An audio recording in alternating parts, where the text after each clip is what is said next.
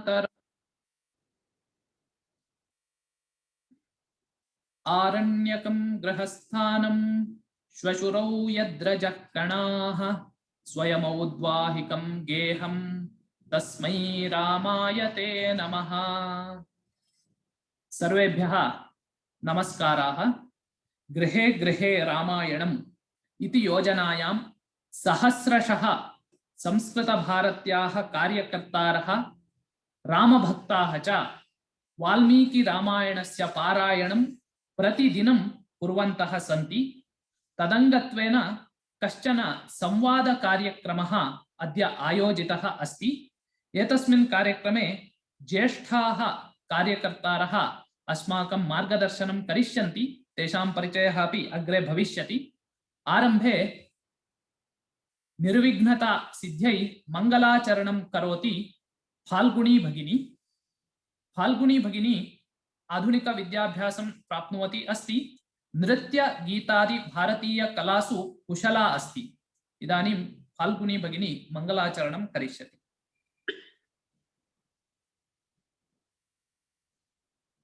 पालय करुणासागर गुणगणधाम भो श्रीरामा। पालय करुणासागर गुणगणधाम भो श्रीरामा। दशरथनन्दन भव भयवर्जन धन मनरञ्जन पालय करुणासागर गुणगणधाम भो श्रीरामा। ऋष्यशृङ्ग महर्षि दया भव ऋषिगणमख संरक्षका। गौतम पत्नी शाप विमोचन हर धनु भञ्जन पालय करुणासागर गुणगणधाम भो श्रीरामा। जानकी मन कमलार्थ विलापन भार्गव मदहारका। जनकवचोद्धरणार्थ महाविभा वारिधि मञ्चक पालय करुणासागर गुणगण धाम भो श्रीरामा। भिक्षुक भीषण रावण अपहृत दुःखित सीतान्वेषणा। सूर्यज भाषण वालि विभर्जन वारिधि मञ्चक पालय करुणा सागर गुणगण धाम भो श्रीरामा। वह्नि विवर्धित सीता भाषण पुष्पकयानारोहणा। सततं राम ध्यान परायण भरता भाषण पालय करुणा सागर गुणगण धाम भो श्रीरामा। पट्टाभिषेचन वानर गणमन भूषण करतोषणा। एतत्सार रामायण पाठन पाप विमोचन पालय करुणा सागर गुणगण धाम भो श्रीरामा। दशरथनन्दन भव भयवर्जन जन मनरञ्जन पालय करुणा सागर गुणगण धाम भो श्रीरामा। धन्यवादः। धन्यवादाः फाल्गुनी भगिनी। अधुना उषा भगिनी ज्येष्ठानां परिचयं सर्वेषां च स्वागतं करिष्यति। उषा भगिनी संस्कृतभारत्याः योजनासु संस्कृतं पठितवती। संस्कृतेन MA अपि पठन्ती अस्ति व्याकरणशास्त्रे। सा संस्कृतभारत्याः मल्लेश्वर भागस्य शिक्षणप्रमुखा अस्ति। सम्प्रति उषा भगिनी स्वागतं परिचयं च करिष्यति।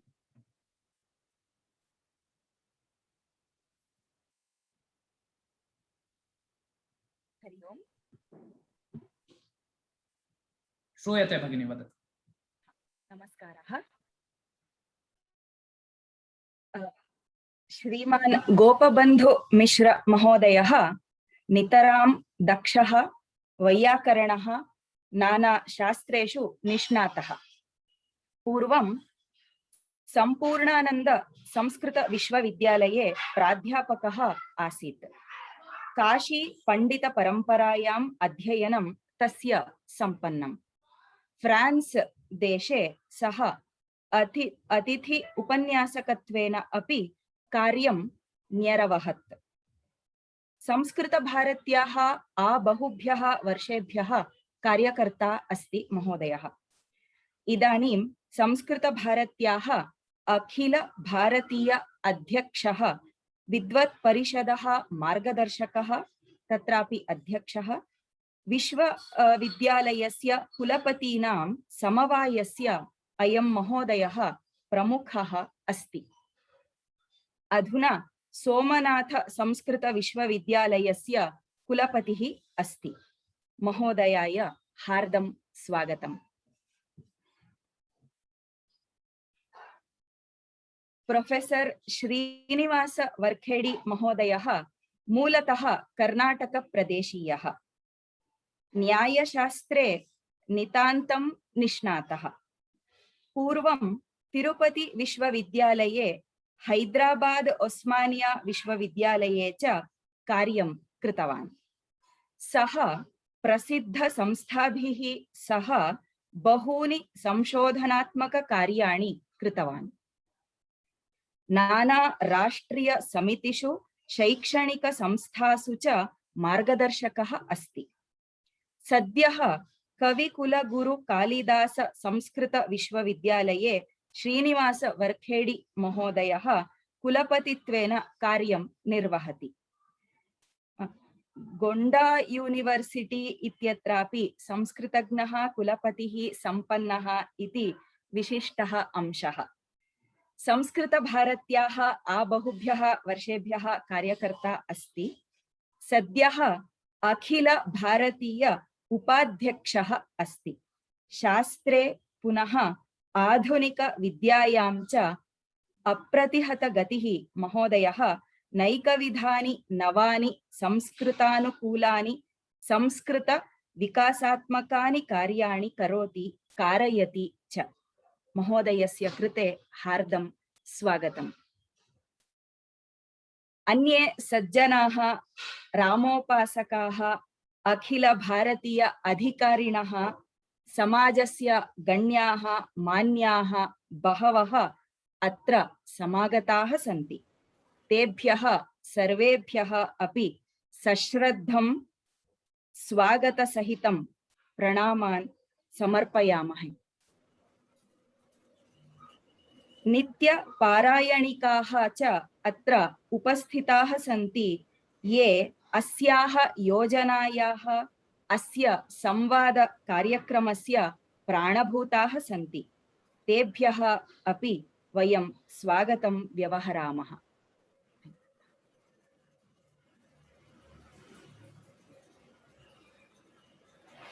धन्यवादाः भगिनी। सम्प्रति एतस्य कार्यक्रमस्य हृदयभागं प्रविशामः। ये पारायणकर्तारः सन्ति तत्रापि विशिष्य पारायणं कृत्वा प्रतिदिनं वाट्सप् गणेषु ये मया पारायणं कृतम् इति सूचयन्ति, तेषां तु प्रतिदिनं ये पारायणं कुर्वन्ति तेषां बहवः रामायणविषये प्रश्नाः भवितुम् अर्हन्ति। ते प्रश्नाः अस्माभिः सङ्कलिताः। तेषां प्रश्नानाम् उपस्थापनम् अस्माकं पुरतः हंसा भगिनी करिष्यति। हंसा भगिनी अपि संस्कृतभारत्याः पाठ्यक्रमद्वारा संस्कृतं पठित्वा इदानीं संस्कृत एम्फिल् पदवीमपि इत्युक्ते विशिष्टाचार्य पदवीमपि समापितवती अस्ति। सम्प्रति संस्कृतभारत्याः बनशङ्करी भागस्य शिक्षणप्रमुखा अस्ति। सा भगिनी अधुना प्रश्नान् उपस्थापयति। ज्येष्ठः कार्यकर्ता श्रीनिवास वर्खेडी महोदयः प्रश्नानाम् उत्तराणि प्रददाति। नमः सर्वेभ्यः, जय श्रीराम। रामायण पारायण कर्तॄणां मनसि वाल्मीकि रामायणस्य विषये उद्भूताः केचन प्रश्नाः अत्र सन्ति। साम्प्रतम् अहं तान् प्रश्नान् एकैकशः प्रस्तौमि। एते प्रश्नाः श्रीमन्तः वरखेडी महोदयेभ्यः। प्रथमः प्रश्नः अन्नपूर्णा भगिनी हैदराबादतः पृष्टवती अस्ति। श्रीमद् वाल्मीकि रामायणे श्रीरामेण उद्धरणात् पूर्वम् अहल्या शिलारूपेण आसीत् इत्यस्य उल्लेखः वाल्मीकिरामायणे नास्ति। महोदय, अस्य विषये भवतः अभिप्रायं कृपया वदतु।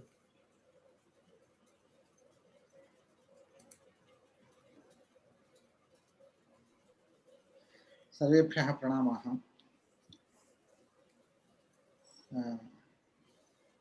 रामभक्तानां समेषामपि हार्दं स्वागतम् अस्मिन् सत्रे।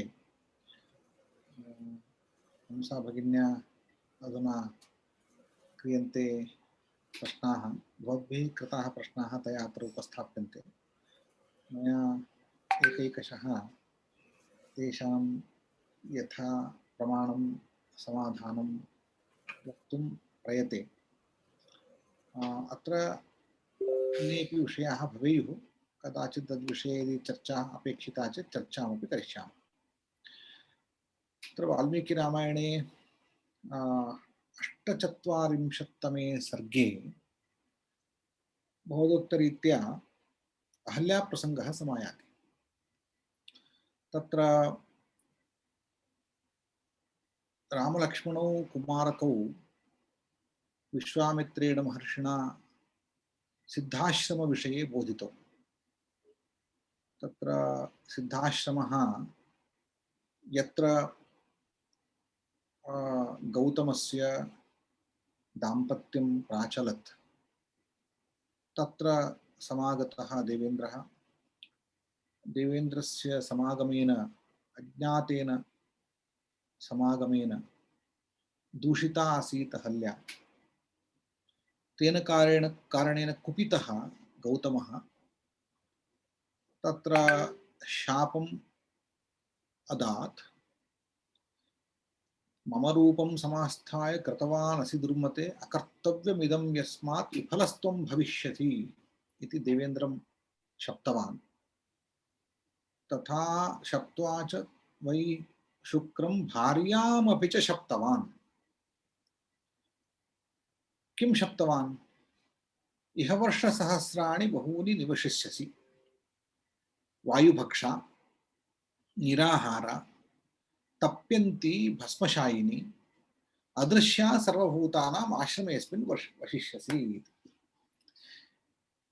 यद्यपि रामायण कथा प्रसंगे इतरत्र सा शिलात्वं प्राप्ता इति वर्णनादिकं रामायण कथायां जनाः श्रावयन्ति, परन्तु इतरेषु लोकरामायणेषु सा शिलात्वं प्राप्ता इति कदाचित् कथा निरूपणं स्यात्, परन्तु वाल्मीकिरामायणे कुत्रापि तस्याः शिलात्वम् इति प्रसंग एव नास्ति।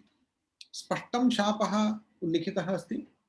वायुभक्षा, निराहारा, तप्यन्ती भस्मशायिनी, तपः कुर्वन्ती, अदृश्या सर्वभूतानाम् आश्रमेऽस्मिन् वशिष्यसि।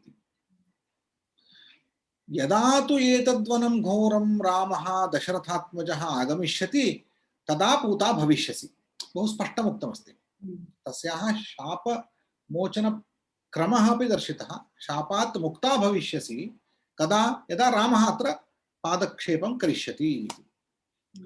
एवञ्च अत्र अहल्या शापप्रसङ्गे एतद् द्रष्टव्यम् अस्माभिः, सा शिला आसीत् इति वर्णनं कुत्रापि रामायणे नास्त्येव। तस्याः शिलात्वं नाम केवलं शिलासदृशं जीवनं। सा तप्यन्ती, तपः कुर्वती, तत्र वासं कृतवती।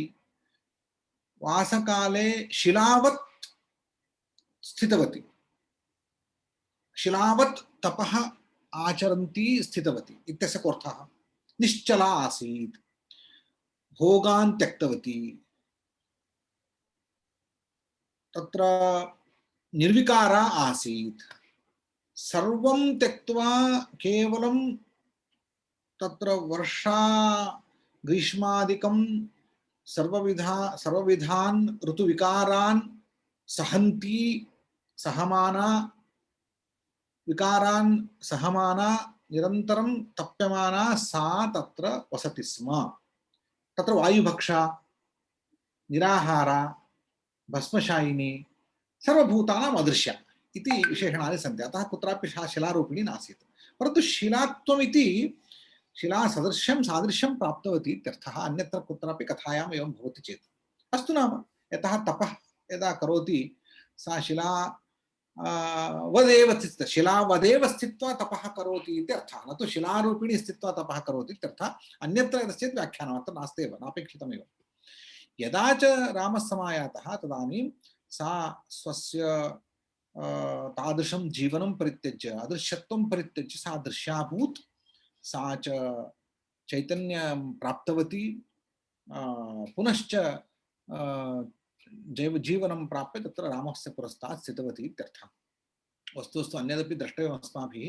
यदा रामः तत्र आजगाम तदानीं वस्तुतस्तु अन्यत्रापि एतत् एवं कथयन्ति, अहल्या रामं नमस्कृतवती इति अन्यत्र दर्शयन्ति। यथा रामः तत्र गतवान्, अहल्या तत्र एवम् आगच्छति, अहल्या पादेन रामः शिलास्पर्शं कृतवान्, तदा सा उद्धृता अभूत् इत्येवं रूपेण वर्णयन्ति। वस्तुतः सर्वं रामायणे नास्ति, मूलरामायणे बहु स्पष्टमस्ति।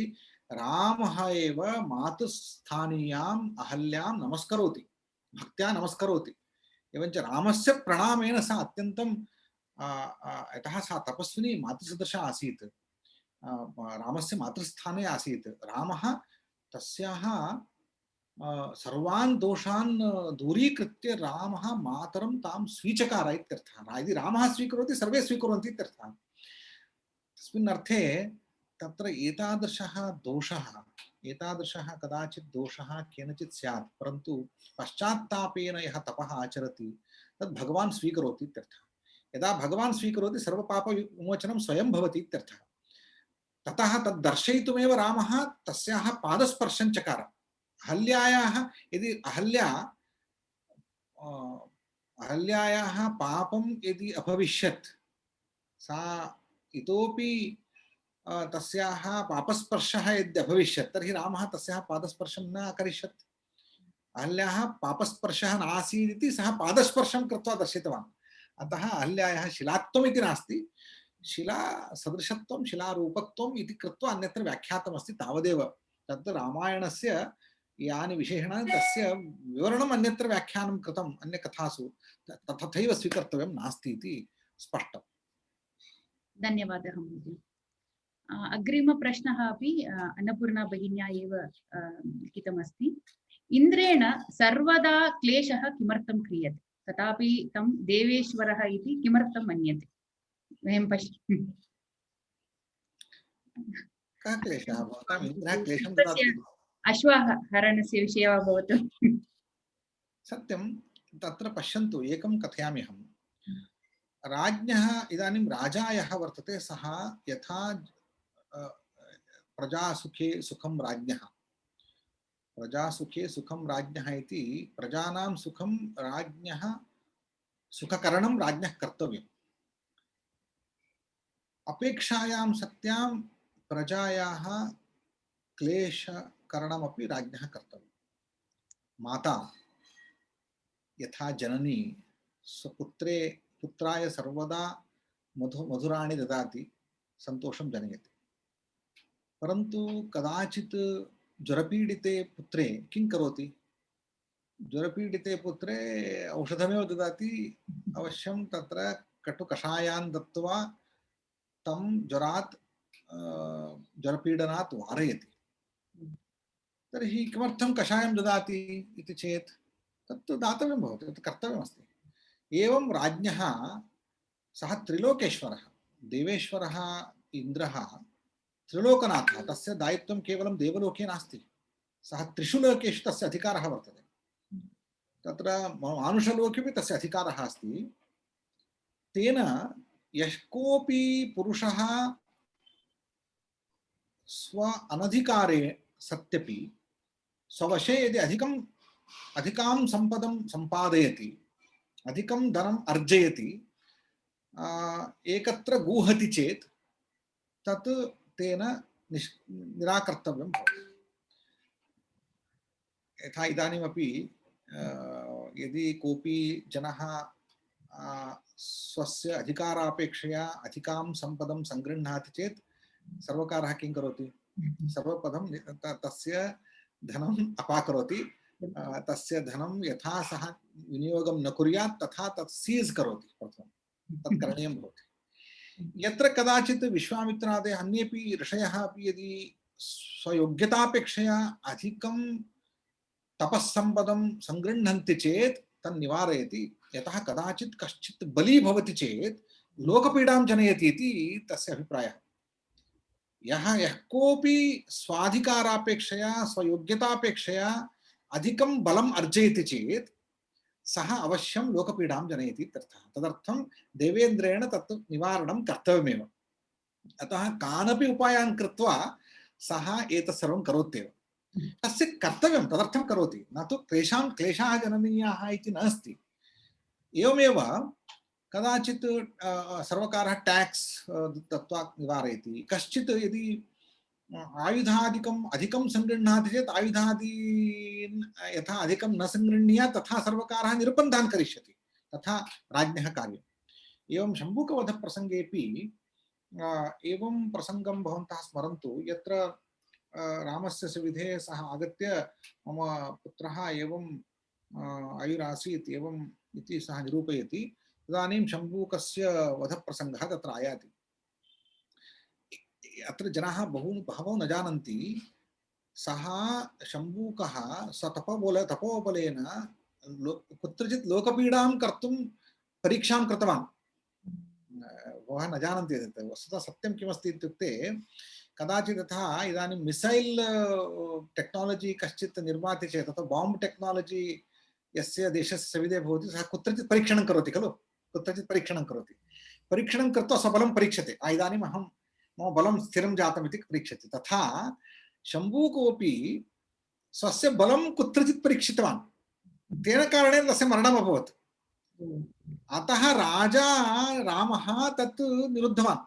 एषः अधिकं बलम् अर्जितवान्, लोकपीडां जनयति इति तस्य लोकपीडा जननकारणात् तस्य निर्बन्धं कृतवान्। एवं लोकेषु सर्वदापि देवेन्द्रः यः अधिकम् अर्जयति तं निवारयति। यश्च अतएव एधमानद्विट् इति देवानां नाम। एधमानद्विट् इति, यदि एधमानद्विट् इत्युक्ते एधमानं पुरुषं द्विषति इत्यर्थः। द्विषति इत्युक्ते एधम स्वयोग्यतायाः अपेक्षया यः एधमानः भवति तं किञ्चित् द्विषति इति देवानाम् अयं गुणः, देवानां स्वभावः। अतः देवेन्द्रः इत्यतः तत् अवश्यं तस्य गुणः एव भवति, न तु दोषः इत्यर्थः। धन्यवादः महोदय। अग्रिमप्रश्नः अस्ति, सीतायाः स्वयंवरे रावणस्य उपस्थितिः आसीत् वा? वाल्मीकिरामायणे तु उल्लेखः नास्ति। अत्र कश्चन मध्ये प्रश्नः अस्ति, अहल्यायाः विषये देवेन्द्रेण आचरितम् असाधु एव किल? सत्यं, यदि गौतमस्य दण्डः दातव्यः अहल्यायाः प्रयोगः किमर्थम्, अहल्यायां तत् प्रयोगः किमर्थम् इति प्रश्नस्तु भवति। अहं तत्र एतत् दैव व्यवस्थां वयं सर्वमपि सम्यक् अवगच्छामः इति नास्ति। स्वस्वकर्मानुसारेण सर्वे स्वस्वफलानि प्राप्नुवन्ति। एवं दैवव्यवस्था एवं वर्तते। सर्वं रहस्यं वयं जानीमः इति नास्ति। आस्तां तावत्। परन्तु अहल्यापि स्वकर्मवशात् देवेन्द्रं मोहितवती। देवराजकुतूहलादिति एकत्र वर्णनमस्ति। देवराज यदा सः आयातः सः ज्ञातवती अयं देवेन्द्रः इति। परन्तु देवेन्द्रः मयि आकृष्टः सन् आयाति इति कृत्वा तस्याः कुतूहलं जातं। मानुषसहजं कुतूहलं। सर्वः प्रकृतिजैर्गुणैः सर्वोऽपि गृह्यते। प्रकृतिजैः गुणैः कोऽपि अतिरिच्य स्थातुं न शक्नोति। प्रकृतिसहजं किञ्चित् प्रवृत्तं तत्र। तेन अहल्यायाः अपि ईषद्दोषः अस्ति। देवेन्द्रः परीक्षार्थम् आगतवान्। परीक्षायां सा क्वचित् पतिता इति चिन्तिता। पातस्तु जातः, तदर्थं तस्याः अपि दण्डो जातः। देवेन्द्रस्तावत् गौतमस्य शापनिबर्हणार्थम् आयातः। गौतमस्य शापशक्तिः अस्ति खलु, सा शापशक्तिः न्यूना भवेत् इत्यागतः। परन्तु तत्र अहल्या दृष्टा, अहल्यायाः तत्र आकर्षणं जातम्, अहल्यापि पतिता, स्पर्शः जातः तस्याः, तेन कारणेन गौतमः कुपितः, गौतमस्य शापः प्राप्तः। गौतमस्य शापबलं न्यूनं जातम्। शापः दत्तः तेन तपोबलं न्यूनं जातम्, अतः पुनः तपः कर्तुं सः गतवान्। एवञ्च यथा मया उक्तं, देवेन्द्रस्य एतादृशं कार्यं भवति, कदाचित् अनिष्टमपि कर्तव्यं भवति। यथा अस्माकम् अनिच्छन्तः अपि यदा कश्चित् सैनिकः देशान्तरे स्वशत्रुं नाशयति, अकृतदोषमपि शत्रुं नाशयति, दोष एव नास्ति, तथापि अनिच्छन्नपि अकृतदोषं रिपुं सः नाशयति शत्रुदेशे। किमर्थं? तत् किमपि कारणं नास्ति, तत्र कदाचित् एतत् कर्तव्येषु अन्तर्भवति, किमपि कर्तुं न शक्यते। एवम् अनिच्छन्तः अपि कदाचित् देवाः कीदृशानि कार्याणि विधिनियतानि कार्याणि कुर्वन्ति, तद् देवेन्द्रस्यापि दोषो नास्ति, तद् विधिनियतं कार्यम् इति चिन्तनीयम्। एवं विचारः अस्माभिः कर्तुं शक्यते, सर्वं रहस्यम् अस्माभिः ज्ञायते इति नास्ति। अत्र विद्यमान रामकथायां शिला भवति इति पद्मपुराणे अस्ति। स्यात्, पद्मपुराणादि बहुषु पुराणेषु बहुविधानि वर्णनानि दृश्यन्ते, परन्तु यथावत् शिलात्वं सा प्राप्तवती इति किमर्थं चिन्तनीयं? शिलावद् आसीत् इत्यत्रापि शिलात्वं, केषाञ्चित् शब्दानां यथावदर्थः न स्वीकर्तव्यः। वाल्मीकिरामायणं साक्षात् प्रमाणमस्ति रामायणे, अन्यरामायणविषये चिन्ता एव न करणीया, पुराणेषु भवतु अन्यत्र भवतु। महाभारतेपि वाल्मीकि रामायणं पुनरायाति, तेन अस्माभिः अन्यत्र वाल्मीकिरामायणं प्रमाणत्वेन स्वीकृत्य अन्यरामायणानि व्याख्यायानि इति भवन्तः चिन्तयन्तु। अग्रिमप्रश्नं गच्छामः। महोदय, अग्रिमप्रश्नः, सीतायाः स्वयंवरे रावणस्य उपस्थितिः आसीत् वा इति। एवं, तत्र वस्तुतः सीतायाः स्वयंवरः काचित् घटना इति नास्ति। सीतायाः स्वयंवरः बहुवारं, सीतायाः स्वयंवरः नाम कः? स्पर्धा आसीत्। यः तावत् शिवधनुः भञ्जयति तस्य सीतायाः करभाग्यम् इत्यर्थः। बहवः समायाताः, यस्मिन् काले एकेपि समायाताः आयाताः शिवधनुषि स्वबलप्रयोगं चक्रुः। रावणः अपि शिवधनुषि स्वस्य बलप्रयोगं चकार इति उल्लेखः अस्ति। तस्मिन् काले राम सीता स्वयंवर प्रसंगे तत्र नास्ति, द्रौपदी स्वयंवरवत् कथा नास्ति ईशा। द्रौपदी स्वयंवरस्तावत् काचित् घटना, किञ्चित् वृत्तं तत्, तस्मिन् काले सर्वे समायाताः, अत्र तथा नास्ति। स्वस्वकाले शिवधनुषः भञ्जनाय बहवः समायाताः, तत्र रावणोऽप्यागतः आसीत्, सोऽपि विफलप्रयत्नः गतवान् इत्यस्ति। तदनन्तरं यदा कदापि पुनः रामः तत्र आजगाम, सः धनुर्भङ्गं कृत्वा सीतायाः वरणं कृतवान्। अतः सीता स्वयंवर प्रसङ्गः एकः आसीत्, तस्मिन् काले रामः रावणः आगतः इति नास्ति। अस्तु, धन्यवादः। अग्रिमप्रश्नः, श्रीमद् वाल्मीकि रामायणे शिवपार्वत्योः स्कन्धस्य च उल्लेखः अस्ति, किन्तु गणेशस्य विषये प्रस्तावः नास्ति, किं कारणं स्यात् इति पृष्टवन्तः। हास्येन कथयामि, गणेशः न उत्पन्नः आसीत् तदनीवत् तथा किमर्थं चिन्ता करणीया? कदाचित् कुमारसम्भवस्य विषये सर्गाः सन्ति, गणेशस्य किमपि नास्ति। अहमपि गणेशोत्पत्तिप्रसङ्गः न यातः इत्यतः नास्ति, अहमपि न जानामि। तत्र सर्वेषां वस्तुतः किमस्ति इति सत्यं यदि एवमपि चिन्तयितुं शक्यम्। अस्माकं तावत् इतिहासपुराणानां समन्वयेन अध्ययनम् अपेक्षितमस्ति। अहं रामायणं पठित्वा अत्र किमपि नोल्लिखितम् इति चेत् तत् सर्वं समन्वयितव्यं भवति। कुत्रचित् अन्यत्र पुराणेषु एतद् उल्लेखः भवति। एवं समग्रम् इतिहासं पुराणानि च गृहीत्वा कथायाः एकरूपता सम्पादनीया अस्ति। अस्माभिः न ज्ञायते इत्यतः वयं न जानीमः, परन्तु रामायणे गणेशस्य प्रसङ्गः नास्ति इत्यनेन महती चिन्ता करणीया नास्ति। कदाचित् यथा विवाहप्रसङ्गेषु केचित् आयान्ति, परिवारजनेषु केचित् नायान्ति, कार्यान्तरवशात् नायातः, तस्य उल्लेखोऽपि नास्ति इति भवितुमर्हति। तस्मात् बहु चिन्ता तत्र करणीया इति नास्ति इति मन्ये।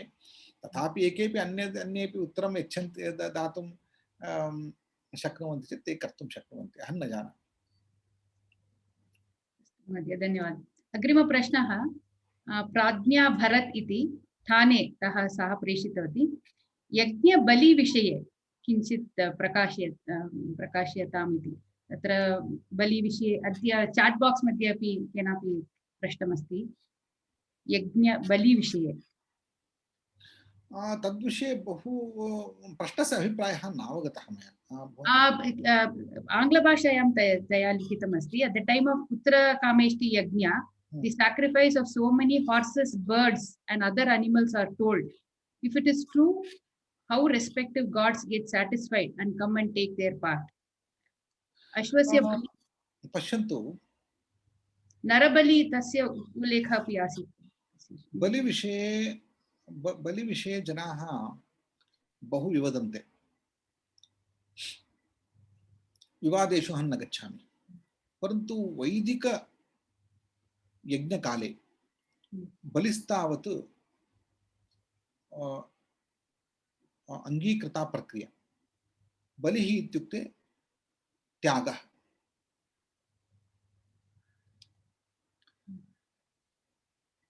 तत्र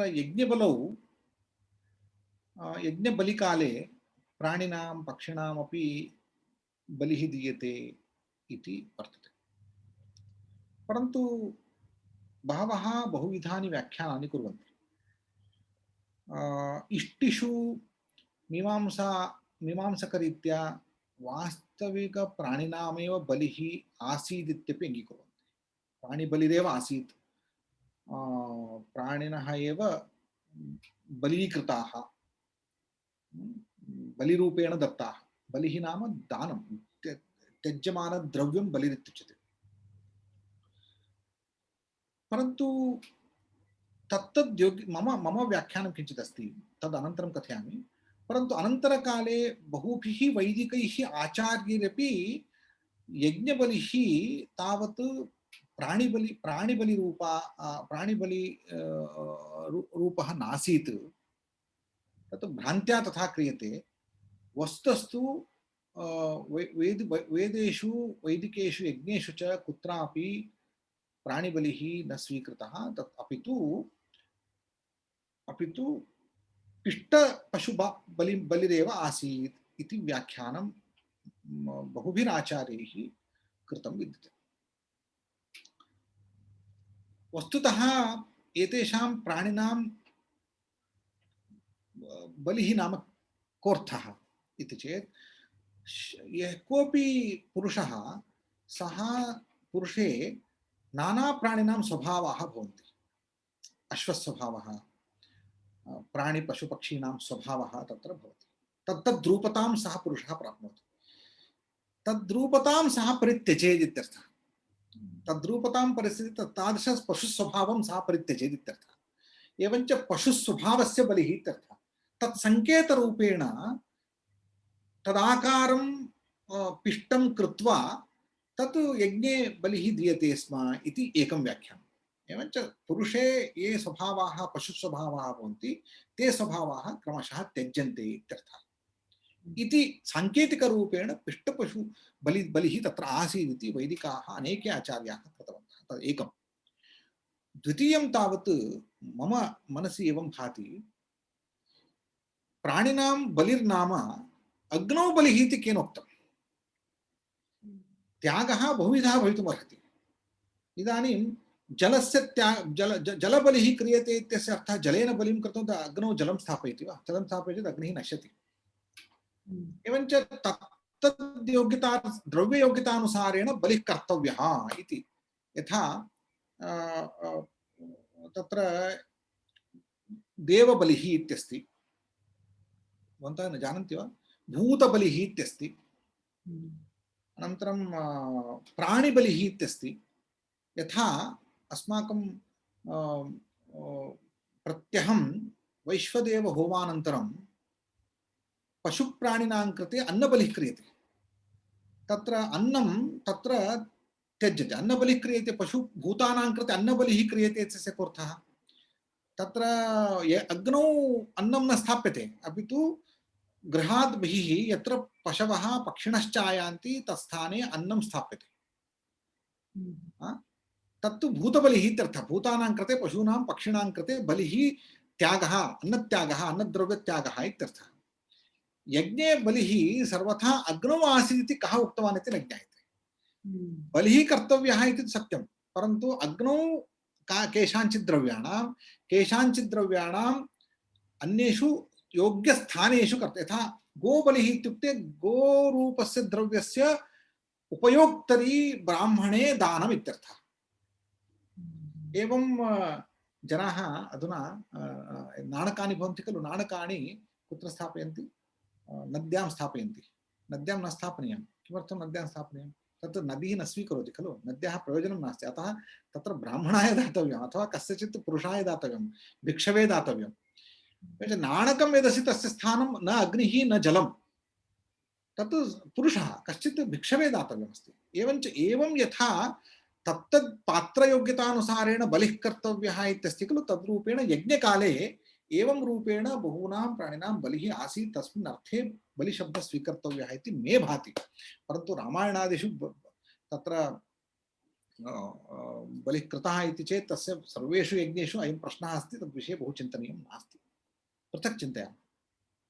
चाट् बाक्स् मध्ये अपि आगतम्। अस्तु महोदय, अग्रिमप्रश्नः। परन्तु समयं पृष्ट्वा इदानीं चिन्तां करोतु, समयः कः अस्ति?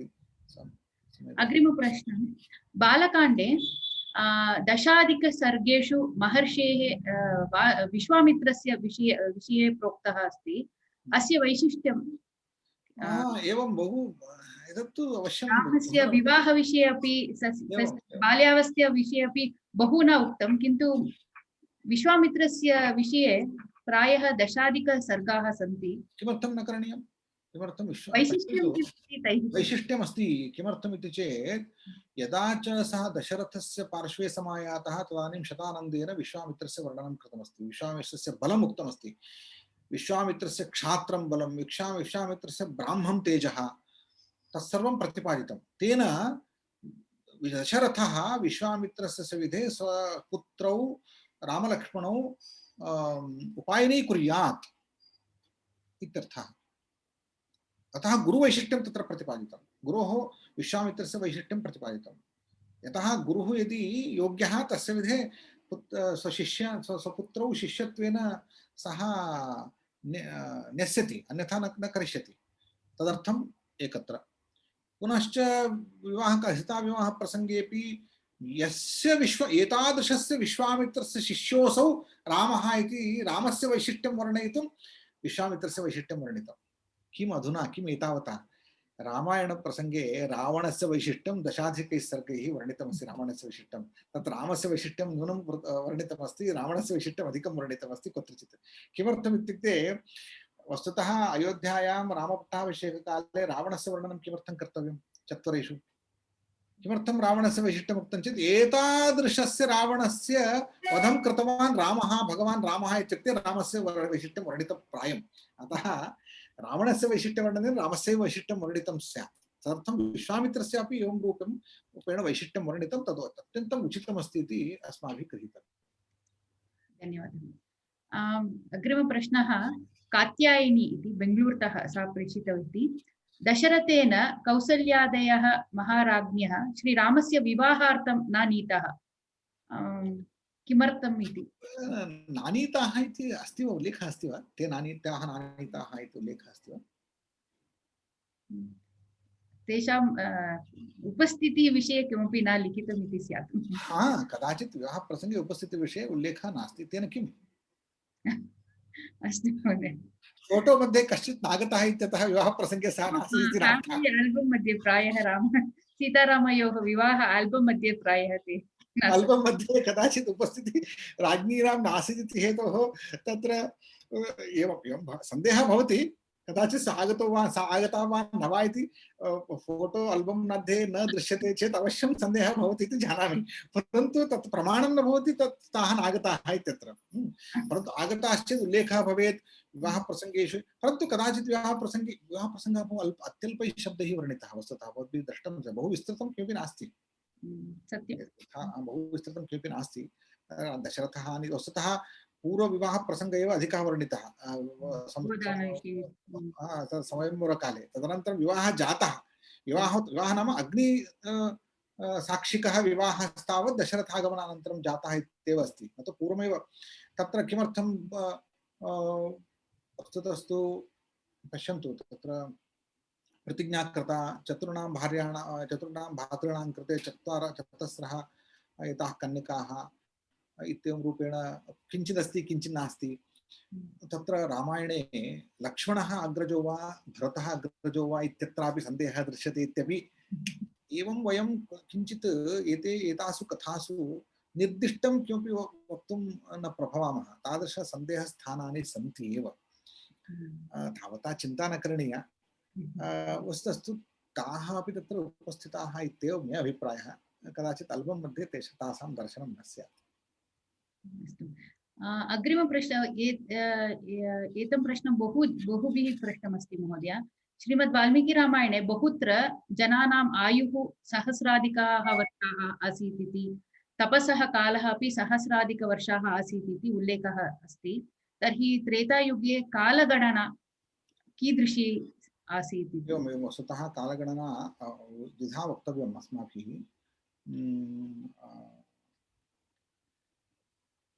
त्रेतायुगगणना एव अस्माभिः ज्ञायते चेत् वस्तुतः तेषां पुरुषाणां तादृशानां पुरुषाणाम् आयुः अत्यन्तं दीर्घतमम् आसीत् इत्यत्र सन्देहः नास्ति। यद्यपि पुराणेषु वयं पश्यामश्चेत् कालगणनायाः प्रसङ्गे दशाधिकवर्षाणां तेषां जीवितम् आसीत् त्रेतायुगे। तेषां औन्नत्यमपि शरीरौन्नत्यमपि अत्यधिकम् आसीत्। इदानीं एतदपेक्षया चतुर्गुणितं तेषाम् औन्नत्यम् आसीत् शरीरस्य। अत एव खलु भवन्तः कथां शृण्वन्ति रेवतः कदाचित् स्वपुत्र्याः रेवत्याः कृते योग्यं वरं चिन्वन् ब्रह्मकोलोकं गच्छति। किञ्चित् कालानन्तरं ब्रह्मा चतुर्मुखः पृच्छति, किमर्थम् आयातः? मया मम पुत्रः कृते योग्यं वरं प्रष्टुम् आयातः। तर्हि तावता सः कथयति, इदानीं योग्यः वरः कः? भूलोके सर्वं परिवर्तितं, भवता यदि प्रत्यागम्यते तत्र सर्वे पुरुषाः अत्यल्पाः सन्ति, अधुना द्वापरयुगसमायातः इति कथयति। तदनन्तरं रेवत्याः औन्नत्यं न्यूनीकृत्वा बलरामः तस्याः विवाहं चकार इति कथा भागवते श्रूयते। अस्य अर्थः कः इत्युक्ते शरीरपरिमाणादिकं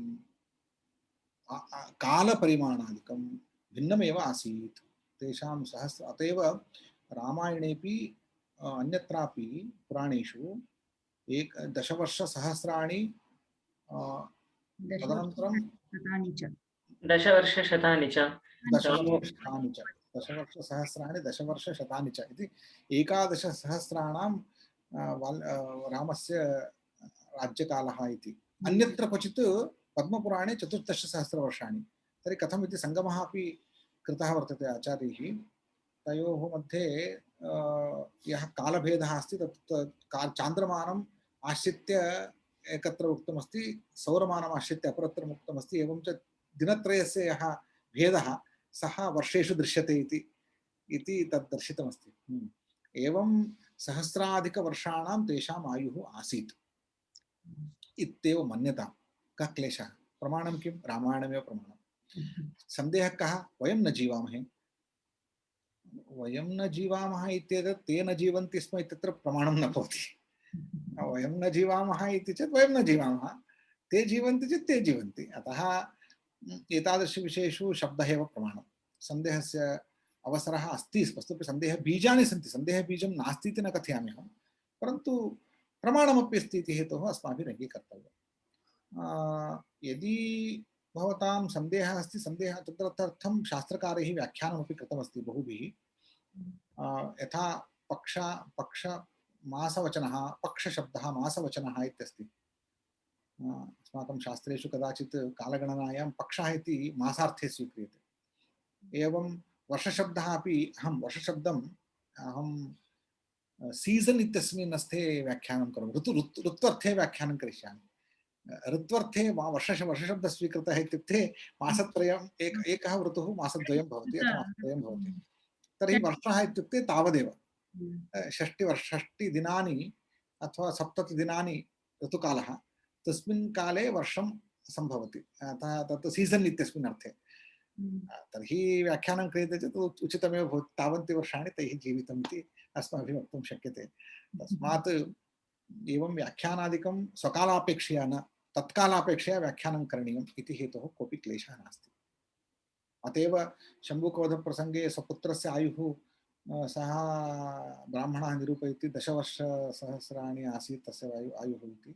तत्र व्याख्याकारेण अन्यथापि व्याख्यानं कृतमस्ति। सः 10 वर्षदेशीयः इत्येव आसीत्, तद्देव व्याख्यातम् इति। यतः उच्यते खलु अस्माभिः सहस्रचन्द्रदर्शनं क्रियते, सहस्रचन्द्रदर्शनं कृतम् 80 वर्षकाले सहस्रचन्द्रदर्शनानि जायन्ते इति। तर्हि सहस्रचन्द्रदर्शनानि जायन्ते इत्युक्ते प्रतिदिनं चन्द्रदर्शनं क्रियते, सहस्रचन्द्रदर्शनं कथं च तन्नर्थः तत्र अर्थः।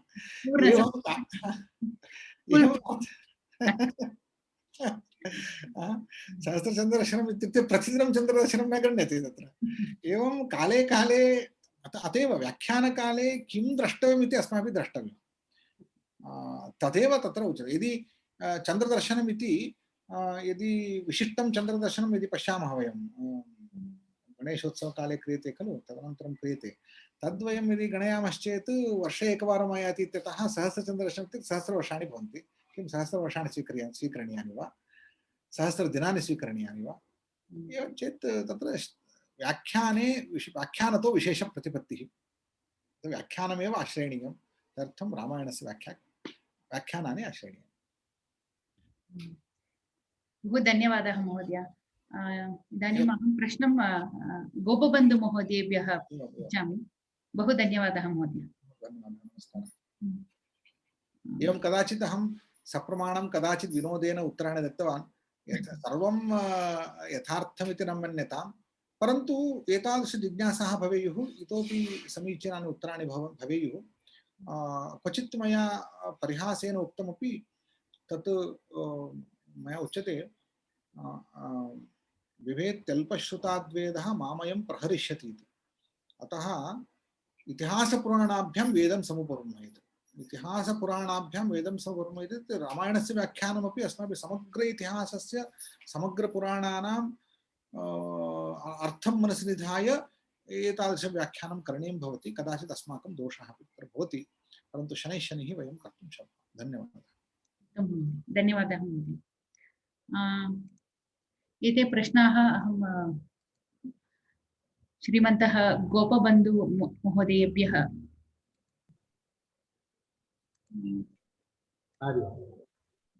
महोदय प्रथम प्रश्नः अत्र महोदय। नमस्ते महोदय। नमस्ते। नमस्ते महोदय। पृच्छामि वा? अस्तु महोदय। रामसुब्रह्मण्यम् अप्पादुरै इति फरीदाबादतः एतं प्रश्नं सः प्रेषितवान्। केन कारणेन दशरथमहाराजः श्रीरामचन्द्रम् अवतारपुरुषः इति न ज्ञातवान् इति? सर्वेभ्यः नमस्कारः। वस्तुतः एका भूमिका रामायणसन्दर्भे किञ्चित् वक्तुं ततः प्राक् एषा भूमिका सामान्यतः मान्यैः प्रोफेसर् श्रीनिवास वार्खेडि महोदयैः अपि उक्तं यत् यस्मिन् काले वयं वसामः, किञ्च अस्य कालस्य विषये, येषां पात्राणां विषये, यासां घटनानां विषये किमपि कारणं सकारणं तेषां समीक्षां कर्तुम् उत्साहवहे तत्सर्वं बहु सम्यक् एव अस्ति इति तथा सम्यक् भविष्यति इति तत् सर्वथा कथयितुं न शक्यते। कारणम् अस्माकं मानकं पैमाना मानकम् अतीव कालभेदेन स्थानभेदेन प्रक्रियाभेदेन स्वभावभेदेन बहु उभयोः सामञ्जस्यं तथा नास्ति।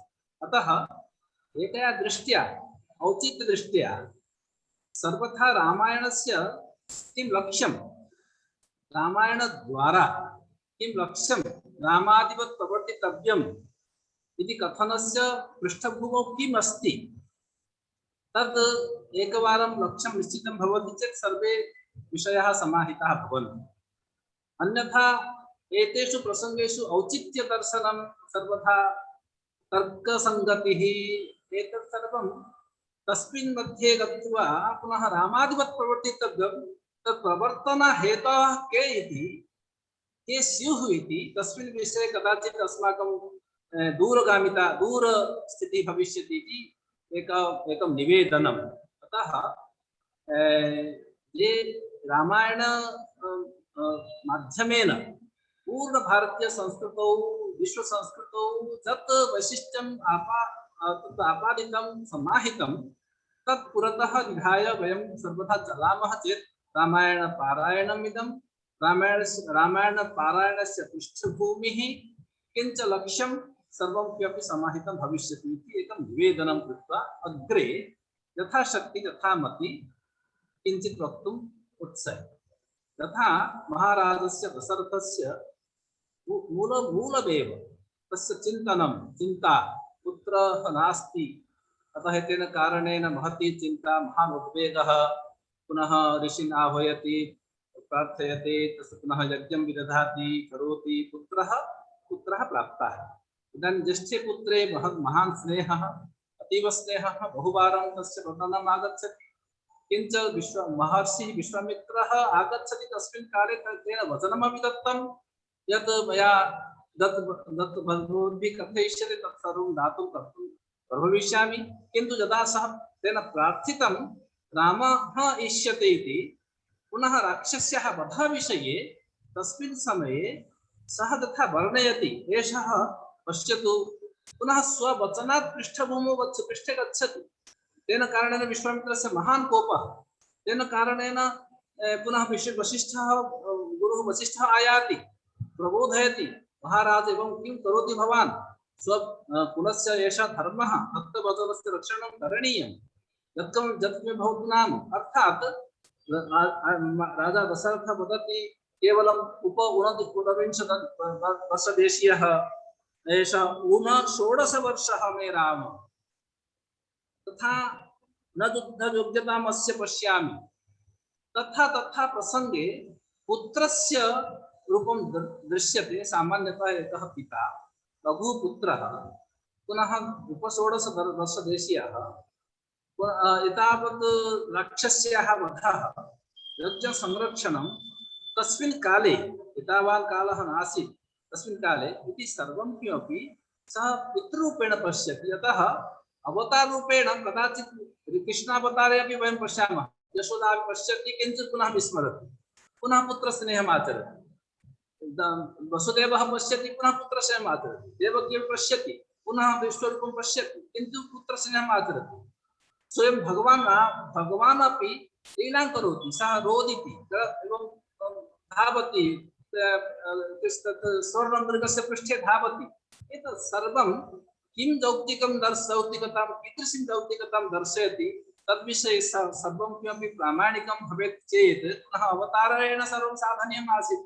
एषा लीला तथा रामलीला इदानीमपि रामलीला कथ्यते वाराणस्यां ग्रामेषु रामलीला कथ्यते। रामायणकथनं प्रामाणिकं दृश्यं दर्शनीयम् इति नास्ति लीला कथ्यते। लीलायाः एषः अंशः इति उच्यते चेत् तर्हि समाहितं भविष्यति। पुत्रस्नेहः एव प्रबलः भवति तत् भक्तिः नश्यति भक्तिः पृष्ठभागे भवति तथा नास्ति। किन्तु एते सर्वे अपि भगवतः अपि आचरणं भगवतः रामस्य पुनः मातुः सीतायाः सः जनकः रजसि वदति एषा वीर्यशुक्ला वीर्यशुक्ल बाहुभारं विशेषणरूपेण वदति एषः वीर्यशुक्ल तेन कारणेन सर्वेपि तदर्थं कोऽपि योग्यः भवेत् रश्मि कस्मिन् अपि दातुं न शक्यते एषः अतः योग्यः तादृशः वीर्यवान् वीरः कश्चित् भवेत् तदर्थमेव एषः विशिष्टः प्रसङ्गः धनुर्भङ्गप्रसङ्गः बहवः वीराः आगच्छन्ति यथा इदानीं प्रसङ्गः आगतः रावणः आगतः अन्ये अपि आगच्छन्ति ते केऽपि समर्थः अतः स्वयंवरविषये तथा दृश्यं नासीत् इदानीं रामः शक्तः समर्थः तादृशः जनः लब्धः इति महती प्रसन्नताजनकस्य अर्थात् सापि लीलायाः एका गतिः एवम् अस्ति भगवती अपि सीता अजोनि सम्भूता वीर्यशुक्ला सा तु बहु सर्वं साधयितुं शक्ता तथापि लीला मध्ये आगच्छति पुनः विवाहं करोति पुनः गृहं त्यजति सर्वं कियत् अस्ति अतः एतत् तेन रूपेण किञ्चित् विशिष्टम् अभिलक्ष्य रामायणं प्रवर्तते इति उद्दिश्य प्रवर्तामहे चेत् वरम् अतः एकं लौकिकदृष्ट्या पुत्रस्नेहः प्रबलः अस्ति ज्येष्ठपुत्रे पुनः राम राम इति कथयित्वा तस्य प्राणः गच्छन्ति पुत्रस्नेहः कीदृशः कियान् आसीत् इति कोऽपि वक्तुं पारयति चेत् भगवान् आसीत् तस्य लीला भिन्ना अस्ति दशरथः किमर्थम् एवं करोति रोदिति हा राम इति कथयित्वा करोति इति तत् पुत्रस्नेहः लौकिकदृष्ट्या अलौकिकदृष्ट्या तु लीला कथयितुं शक्यते। धन्यवादः। अग्रिमप्रश्नः अपर्णा भगिनी इति सा हैदराबादतः प्रेषितवती सा श्लोकम् उक्त्वा तस्मिन् विषये एव पृष्टवती अहं श्लोकम् एकवारं पठामि एषः श्लोकः बालकाण्डे अस्ति कुर्वता तपसो विघ्नं गौतमस्य महात्मनः क्रोधम् उत्पाद्य हि मया सुरकार्यम् इदं कृतम् इति अत्र किं सुरकार्यं स्यात् इति तत्रैव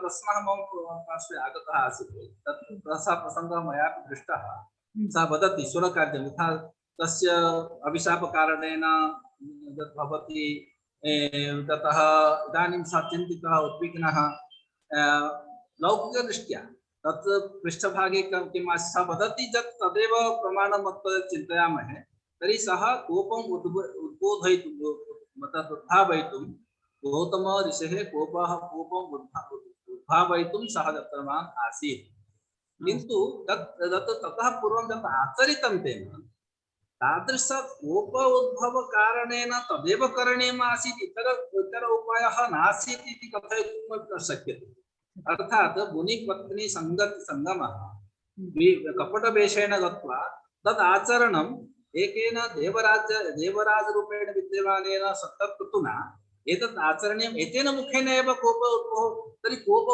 उद्भवानम् एव उद्देश्यम् आसीत् चेत् किमर्थं सा पलायते स्म गौतमं दृष्ट्वा कथमपि धावति स्म पृष्ठतः गौतमः अवगतवान् एषः दुष्टः गच्छति इति अतः तस्य कृते अभिशापः दत्तः अतः तद्विषये एकं तु यदि साक्षात् तस्य कथनस्य प्रामाण्यं पश्यामः तर्हि कोप उद्भवनार्थं तेन एतत् कृतम् इति सुरकार्यं नाम सुराणां तत् उद्दिष्टम् आसीत् इति गौतमः कदाचित् किमपि इन्द्रपदम् इच्छति वा किमपि कर्तुम् इच्छति वा एवं तादृशं किमपि तादृश अभिलाषा अस्ति ततः तां निवर्तयितुं कोपकारणेन तत्र तपः नश्यति कोपकारणेन नश्यति। इदानीम् एकः प्रसङ्गः आगतः तस्मिन् प्रसङ्गे अपि वदामि विश्वामित्रप्रसङ्गः 10 सर्गेषु कथितः इति आसीत् खलु तत्र पश्यतु तत्र 48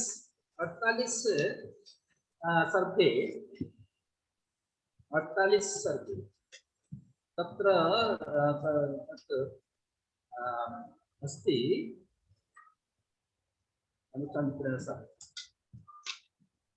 तत्र अस्ति यत्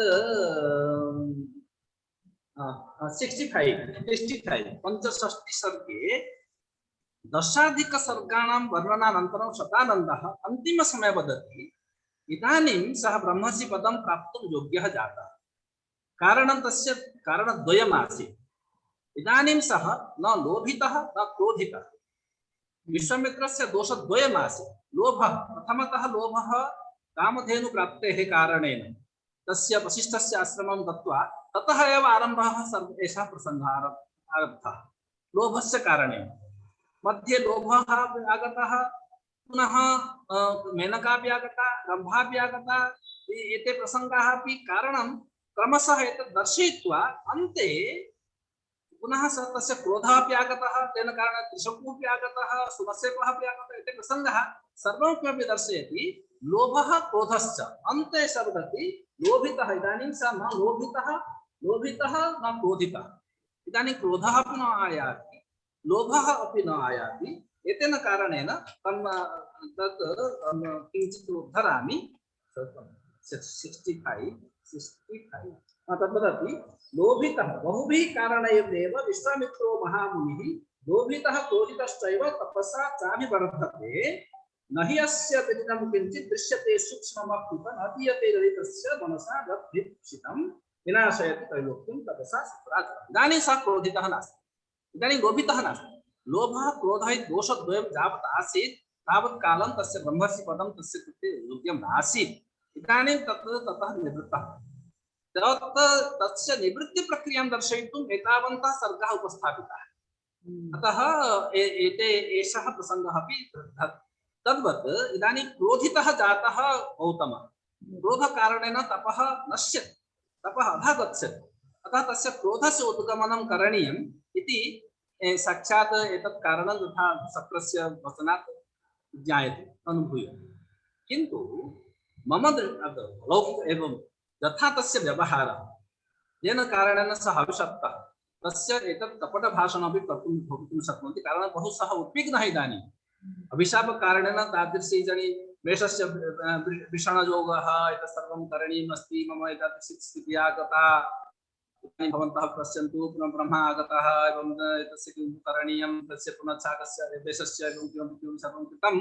अतः एतत् कपटाचरणं कृतवतः इन्द्रस्यापि कपटभाषणमपि भवितुम् अर्हति, अन्या एका दृष्टिः भवितुम् अर्हति। तथापि बहु तर्जेण कथयितुं न शक्यते तावत् सः वदति इन्द्रः अस्ति। किन्तु तस्य पूर्वसर्गे एव सर्गद्वये तस्य तत् आचरणं तादृशम् आचरणं येन दया रीत्या आचरणं तद् विश्वासयोग्यं नास्ति। तस्य कथनस्य कारणं तेन रूपेण सः गतः, यथा आचरणं करोति। इदानीं ऋतुकालः आगतः एवं किं वर्धयति, इच्छामि एवं करोमि, किम् अन्यः उपायः नासीत् वा? न जाने एतत् सर्वं। किन्तु एतत् सर्वं घटितं चेत् अनन्तरम् इदानीं सः वदति इदानीं सुरकार्यं कृतवान् अस्मि, भवतामेव कार्यं कृतवान् अस्मि, इदानीं कोऽपि उपायः मम कृते अपि करणीयः इति तथापि भवितुम् अर्हति इति लौकिकदृष्टिः मम गच्छति। किन्तु प्रामाणिकतया कोपोद्बोधनम् एव लक्ष्यम् आसीत् इति सुरकार्यं कथयितुं शक्यते। धन्यवादः महोदय। अग्रिमप्रश्नः, दशरथेन भार्याभ्यां कृत पायासवितरणं यत् तेन कृतं तद् असमानम् आसीत्, किमर्थम् इति? तद्विषये तथा प्रोफेसर् श्रीनिवासन् महोदय उक्तम्। इदानीं तत्र स्वयं सः वदति किमपि मनसि इदानीं सः स्वयं वदति किमपि अनुचिन्त्य सुमित्रायै पुनरेव महामति। एतत् सर्वं 50% तु अर्धं तु कौसल्यायै, तथा शिष्टस्य अर्धभागः सुमित्रायै, तथा शिष्टः भागः कौसल्यायै दत्त्वा इदानीं ददौ चावशिष्टार्थं पायसस्य अमृतोपमम् अनुचिन्त्य इति विषये कोऽपि तर्कः कथं वा प्रसरेत्? स किम् अनुचिन्त्य सुमित्रायै पुनरेव महामतिः, स तु महामतिः इति उच्यते।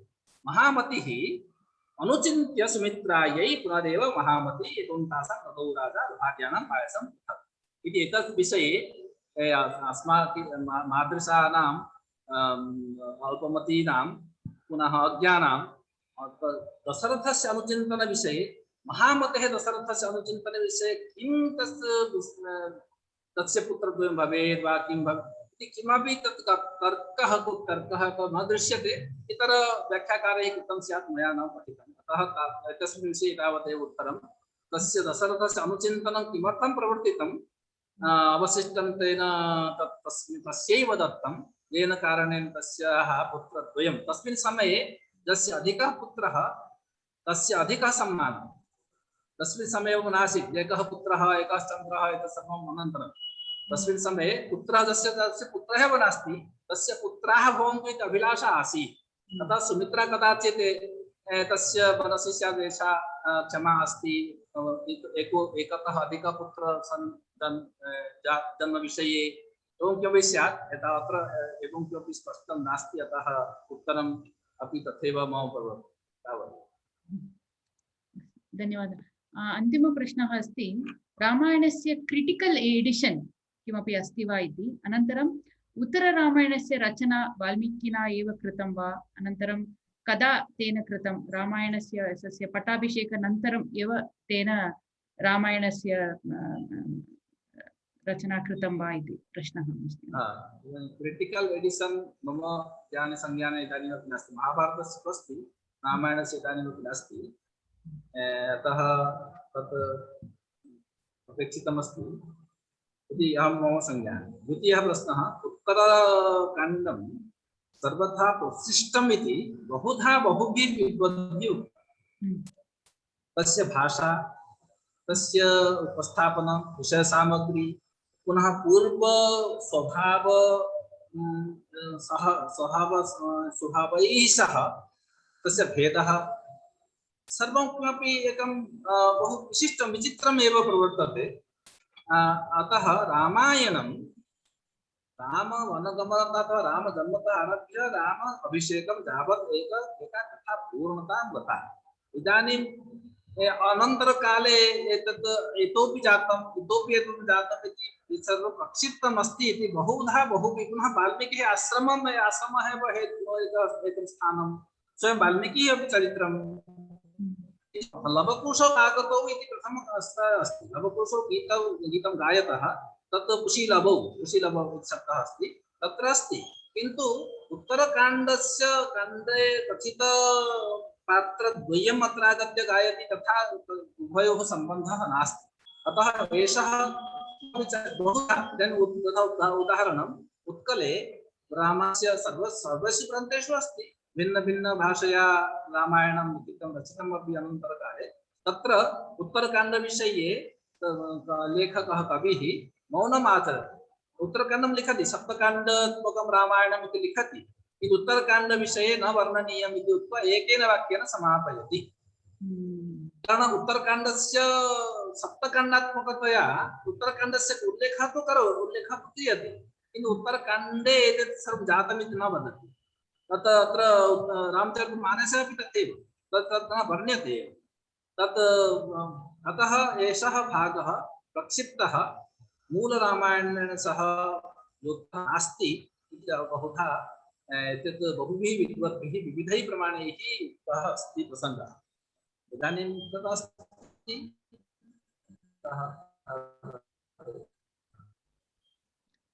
धन्यवादः महोदय। प्रश्नाः इदानीं समाप्ताः।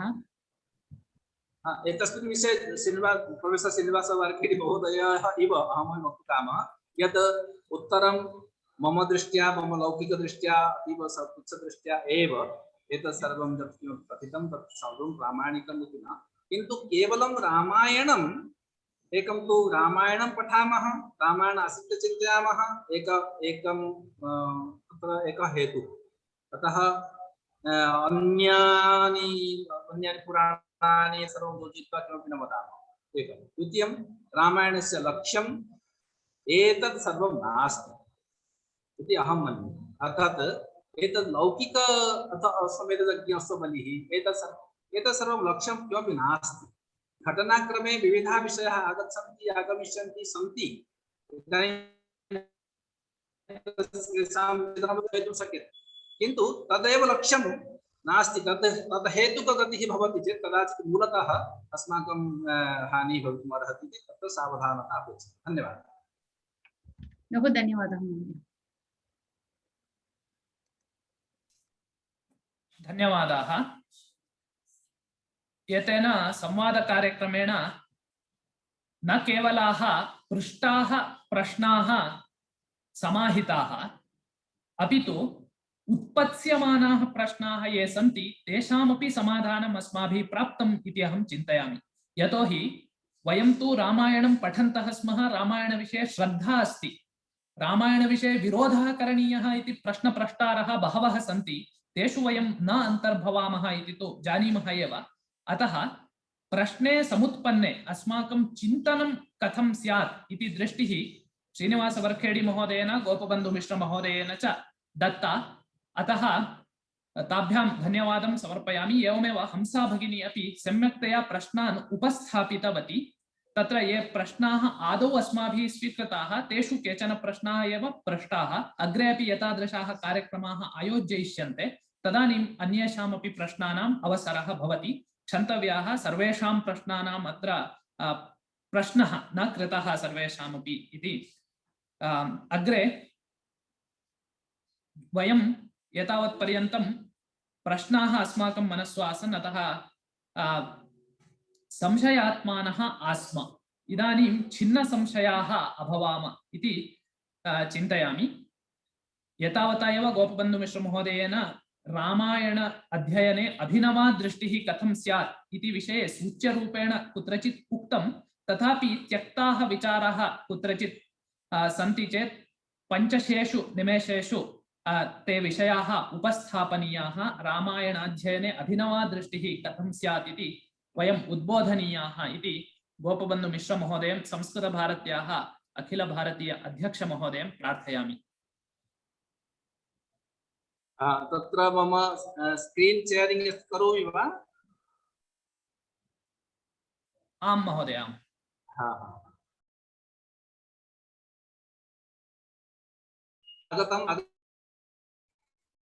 आगतं महोदय, आगतं। समयः न्यूनः, अतः तत् किञ्चित् प्रस्तुतिः काचित् कृता आसीत्, केचन अंशाः मया उपस्थाप्यन्ते। सीताराममयम् इति सीताराम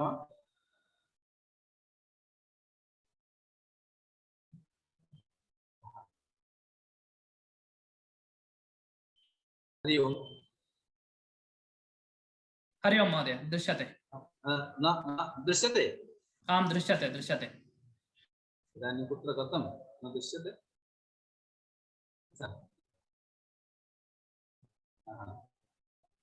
दृश्यते? दृश्यते? दृश्यते, दृश्यते।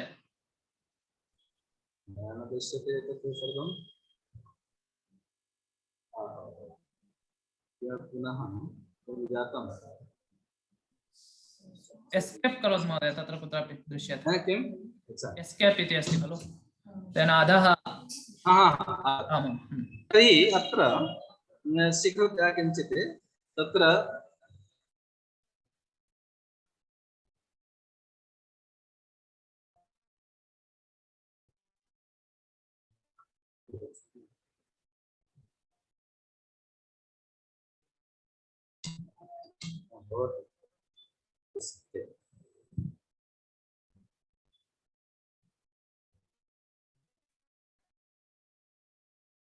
किमपि असंविग्धं जातं न?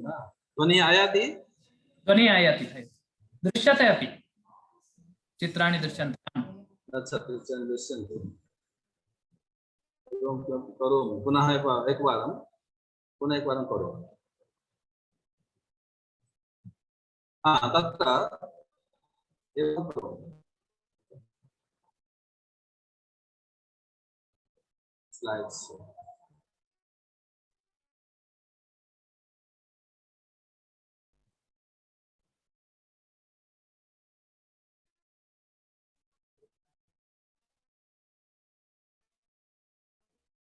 तत्र एवं अग्रे न गच्छति। अग्रे किं करणीयं भवति महोदय?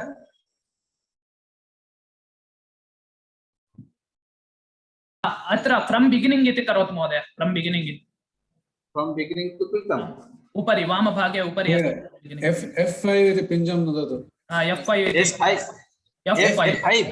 आमां F5 आमां F5 आम्। इदानीम् अग्रिमं तद् एरो मार्क् अस्ति यद् तद् नेक्स्ट् गच्छति। सीताराममयं जगदिति ताभ्यां नमोस्तु मे। सीताराममयं जगदिति ताभ्यां नमोस्तु मे। संस्कृत भारती गृहे गृहे रामायण नित्यं रामायण पारायण योजना रामायणाख्याने अभिनवा दृष्टिः। वाल्मीकिं रामायणम् एकः सामान्यः परिचयः सर्वे ज्ञायते, तथापि आदिकाव्यम् अस्ति, महर्षि वाल्मीकिः आदिकविः अस्ति। निषादद्वारा क्रौञ्चद्वन्द्वात् एकस्य वधात् सञ्जातः महर्षेः वाल्मीकिः एव लौकिक वाल्मीकिः श्लोकः एव लौकिकजगतः प्रथमश्लोकरूपेण उद्भूतः।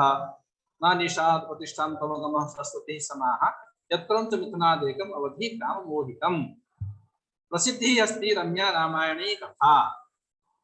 द्वितीय प्रसिद्धिः अस्ति रामादिवत् प्रवर्तितव्यं न रावणादिवत्। उभयमपि रामायणगतं चरित्रम्। सप्तकाण्डानि सन्ति, सर्वे वयं जानीमः। बाल अयोध्यारण्य किष्किन्धा सुन्दर युद्ध उत्तर आहत्य 24,000 श्लोकाः। इदानीं केचन विषयाः तत्र लक्ष्यं किं? रामादिवत् प्रवर्तितव्यं नाम कुत्र तत्र हानोपादान बुद्धिः। रामादिवत् प्रवर्तितव्यं नाम किं हेयं किम् उपादेयम्।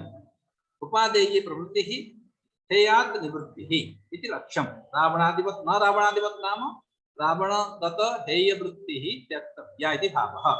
उच्यते रामो विग्रहवान् धर्मः साधु सत्यपराक्रमः। पुनः मानुषरूपम् आस्थाय विष्णु सत्यपराक्रमः इति स्वयं मन्दोदरी अपि रामविषये वदति। इदानीं पश्यतु, जाबालिः स्वयं दशरथस्य ऋषिगणेषु विद्यमानः अस्ति, दशरथराज्ञः तस्य अस्ति, किन्तु सः नास्तिकतायाः भाषां वदति। कः कस्य जायते बन्धुः किमप्यं कस्य केनचित् एको हि जायते जन्तुः एकः एव विनश्यति। भवान् किमर्थं रामं वदति? किमर्थम् एतत् सर्वं? कः कस्य पिता, कः कस्य पुत्रः, पितुः सत्यं भिन्नं, भवतः कार्यं भिन्नम्, एतत् सर्वं वदति। एवमेव मनुष्याणां पिता हवासमात्रं काकुत्स्थ सज्जन्ते नात्र सज्जनाः। किन्तु रामः किं वदति? सत्यमेव ईश्वरो लोके सत्ये धर्म प्रतिष्ठितः सत्यमूलानि सर्वाणि सत्या नास्ति परं पदम्। नैव लोभात् अहं किमपि केनचित् लोभकारणेन न मोहाद् वा न च अज्ञानात् तमोन्वितः चेतुं सत्यस्य भेत्स्यामि गुरो सत्य प्रतिसवः। न मम लोभः अस्ति, मोहः अस्ति, न ज्ञानम् अस्ति। अतः केनचित् एतेन कारणेन अहम् एतत् सर्वं न करोमि, केवलं सत्यरक्षणम्। पश्यतु किम् अस्ति रामायणस्य लक्ष्यम् इति अस्माभिः सर्वथा मनसि निधाय करणीयम्।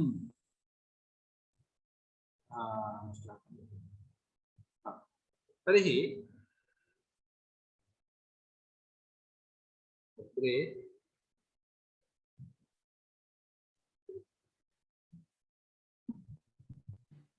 अग्रे अग्रिमम् एरो मार्क् करोतु महोदय।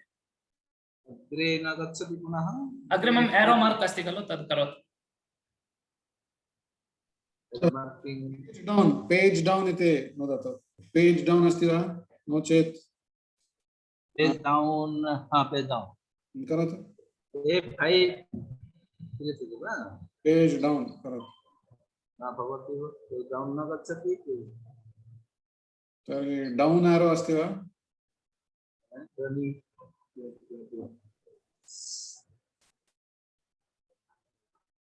एकवारं क्लिक् करोतु महोदय, नो चेत् तस्य उपरि क्लिक् करोतु। क्लिक् करोतु मौस्।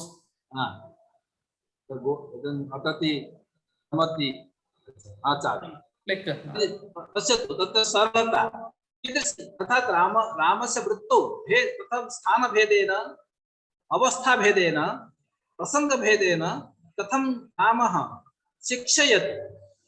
एकस्मिन् पूर्वरात्रौ सः अध्यायम् आसीत्, विश्वामित्रेण सह आश्रमं गतवान्। रामलक्ष्मणौ तत्र सर्वर्यां पर्णसंस्तरे शय्यानौ, पर्णसंस्तरे तत्र राजसिंह प्रासादः नास्ति। प्रभातायां यदा गुरुः विश्वामित्रः उक्तवान् उत्तिष्ठ नरशार्दूल कर्तव्यं दैवमाह्निकं तथा तव्यं कदं स्नानं स्नात्वा कृतोदकाभ्यां दैवम् आह्निकं कृतं तौ परमं जपं जपेतु। अर्थात् सम्पूर्ण आर्षं जीवनं सञ्चारितं तया ताभ्यां। पुनः तथापि कमपि क्लेशं न चिन्तयन्तौ स्तः ते तौ काकुत्स्थौ रामलक्ष्मणौ परमप्रीतौ।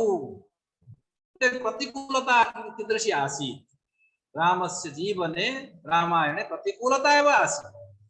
तत्र वदति राज्यं भ्रष्टं वने वासः सीता नष्टा द्विजः मृतः। राज्यं भ्रष्टं वने वासः सीता नष्टा मृतो द्विजः। अरण्यकाण्डे वदति कीदृशीयं मम लक्ष्मी कीदृशी प्रतिकूलता। किन्तु प्रतिकूलतायाः तत्त्वं नाम प्रारम्भः रामवनगमनतः अयोध्याकाण्डस्य 44तम सर्गस्य तः आरभ्यते। रामराज्याभिषेकं प्रतिकूलता एव प्रतिकूलता अस्ति, किन्तु स्पर्धा वायानि सः जानाति एतत् सर्वम् अस्ति चेत् लक्ष्यात् भ्रष्टा न करणीयः इति तथा अस्ति। इदानीं धीरता कथं धीरता रचनात्मकता च पर्णकुटिं रचयति तया एव भक्त्या शक्त्या सामर्थ्येन आनन्देन धातुः पर्णकुटिं श्रीमान् उटजं च ददर्शः सः पश्यति परतः दूरात्। पञ्चवट्यां प्रेक्षणीय पर्णशाला आसीत्, पर्णशाला प्रेक्षणीया आसीत्। पर्णशालां सुविपुलां तत्र सङ्घात मृत्तिकां संस्थाप्य स्तम्भं निर्माय प्रस्तरैः दीर्घैः वंश संस्थापनं कृत्वा सुशोभनम् इति सुशोभनां पर्णशालां सः निर्मितवान्। पुनः कृष्णाजिन धारणं कृतवान्। चिरवल्कलं वस्त्रमासीत् कृष्णाजिनधरं चिरवल्कलमासीत्। एते पादुके हि सर्वलोकस्य जो पादुके अपि ददाति। तथा स अभिप्रायः नाम एतादृष्ट्या सर्वथा रामायण पारायण काले एतत् मध्ये एकं फल्गुनद्याः अन्तः सलिलं यथा प्रवहति तथैव एकं लक्ष्यं रामचरितगतम् एकं मौलिकं लक्ष्यं प्रवहति तत् अस्माभिः ध्येयम्। पुनः करुणा कथं प्रवर्तते। पीडाम् अशोकवने राक्षस्यः महतीं पीडां जनयन्त्यः आसन्। उत्तरकाले रावणवधात् परं यदा हनुमान् सीताम् आनेतुं रामस्य आदेशं प्राप्य गच्छति तस्मिन् समये वदति एताः राक्षस्यः अतीव पीडितवत्यः तान् हन्मि वा। किन्तु सीता किं वदति भगवती सीता वदति एताः तु पेड वर्कर्स् राजसंस्रभक्ष्याणां दुर्मतीनां पराजया विधेयानां च दासीनां कः कुर्वेद मनरोत्तमः। एतासां हननेन किम् एताः दुष्टाः न एताः तु आदेशं पालयन्त्यः आसन्। एतासाम् अर्थात् तथाविध कष्टं शोध्वापि कथं मनसि करुणा सर्वथा जागर्ति एषः बोधः। सिंहबेरपुरे यदा प्रथमवारं प्रविशति रथेन रामः लक्ष्मणः सीता च प्रविशन्तः तस्मिन् समये गृहेण सह मित्रता भवति। स वदति आतिथ्यदृष्ट्या फलं मूलम् एतत् सर्वं भगवान् रामः वदति मया एतत् तपः इदानीं तपश्चर्या आचरणीया अतः सर्वं न गृह्णामि, किन्तु अश्वानां खादनेनाहम् अर्थी नान्येन केन एतावतात्र भवता भविष्यामि सुपूजितः। मम अश्वाः बुभुक्षिताः सन्ति तान् भोजयतु तेन अहं सुपूजितः भविष्यामि इति भगवान् रामः वदति। करुणालयः उच्यते तस्य प्रमाणं कथं दर्शयति महाभागवते। मैत्री कथं भवति तथा राजा गुः नाम रामस्यात्मसखः समः सखा तथा स वदति गुहः यथा अयोध्या तथा भवतः कृते तथा अयोध्या आसीत् तथा इदं मम सामान्यं गृहं ते रामः किं करवाणि इति मां वदति। अतः एवं सवर्यः विषये वयं जानीमः कथम् आतिथ्यस्वीकारं कृतवान्। इदानीम् अहल्या किमर्थं शक्यते प्रसङ्गः आगतः। अहं किञ्चित् तस्य प्रमाणं दर्शयामि। इन्द्रः कामुकः दुष्टः इदानीं प्रसङ्गः आगतः खलु। गौतमी अहल्या किमर्थम् अभिशप्ता तस्याः कः दोषः। सामान्यतः तु दुष्टः आसीत् एषः इन्द्रः गौतममुनिवेशधरः अहल्यां प्रति पुनः अनुपस्थितौ आगतः अतः तस्य कृते अभिशापः योग्यः। किन्तु गौतमेन अहल्या किमर्थं शप्ता। वस्तुतः अहल्या मुनिवेशम् इन्द्रं विज्ञाय एव तस्मिन् प्रवृत्ता। श्लोकं पश्यन्तु भवन्तः।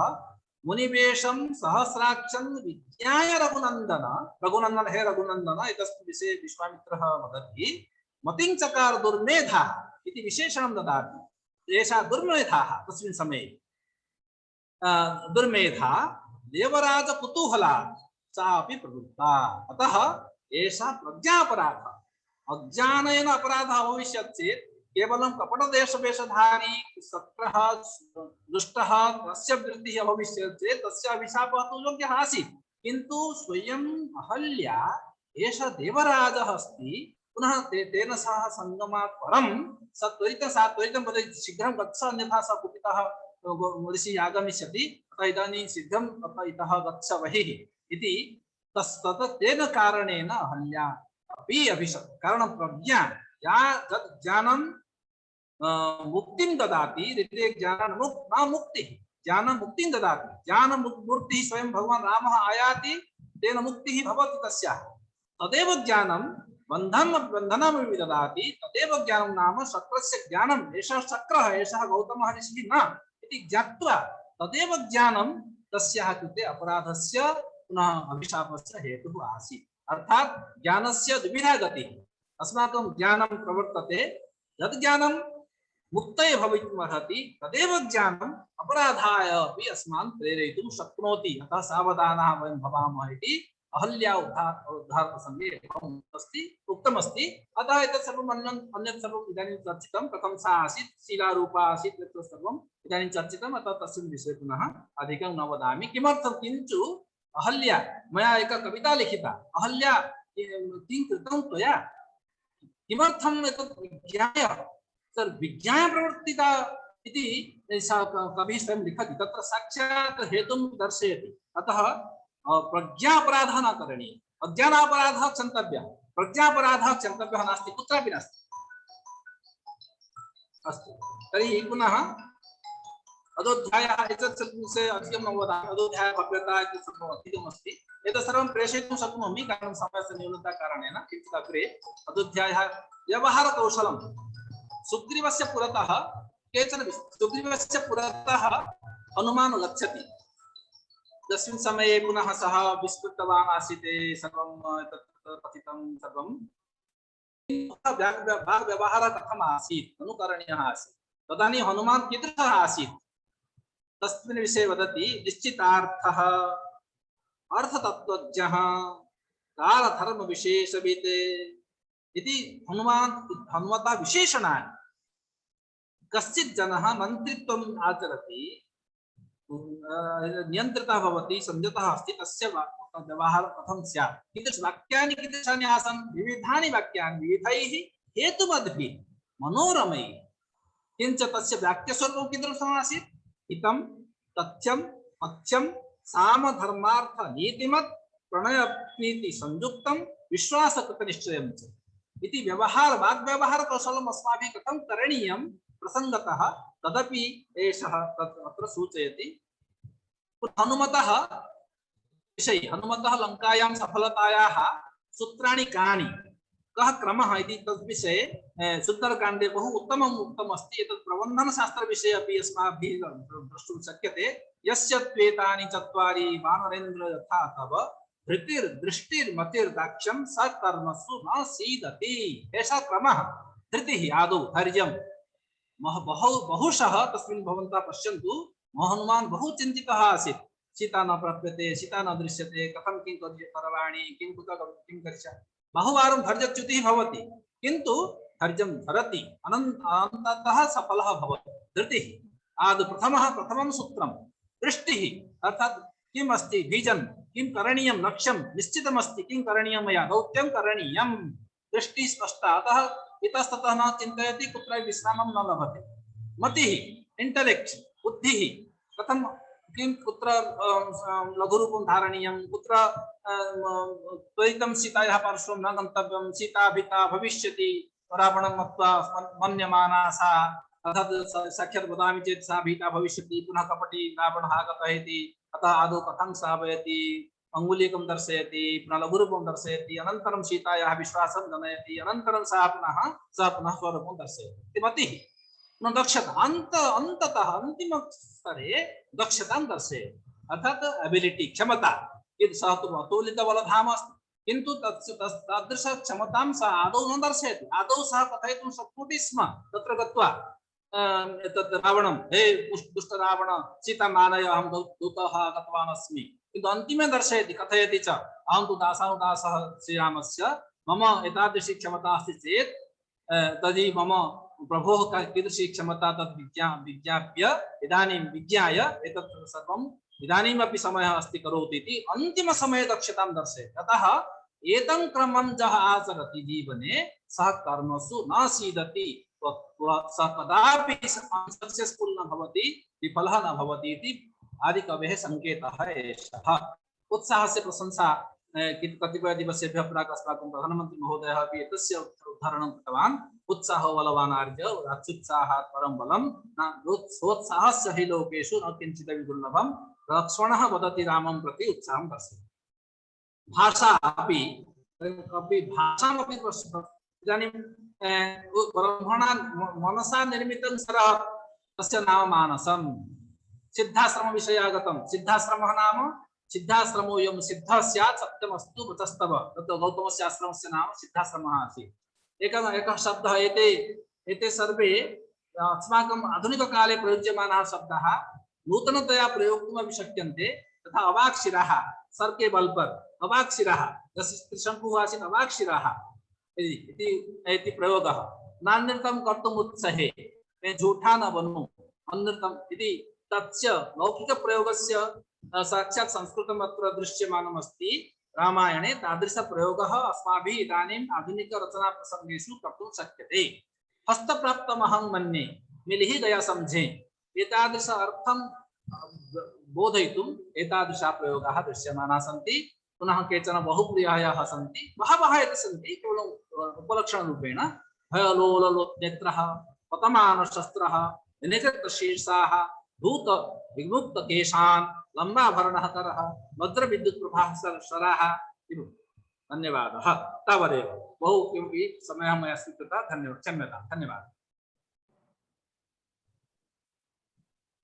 धन्यवादाः महोदय।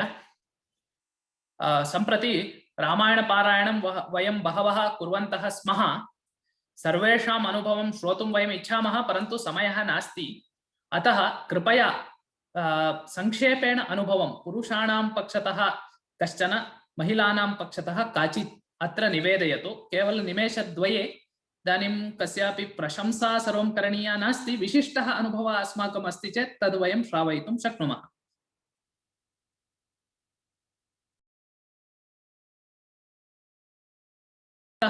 स्वयं अन्म्यूट् कर्तुं शक्नुवन्ति।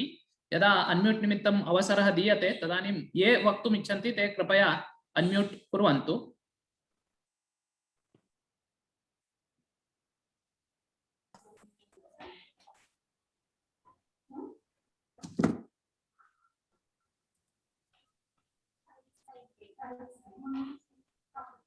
जय श्रीराम। धन्यवादः। प्रकाश महोदय वदतु।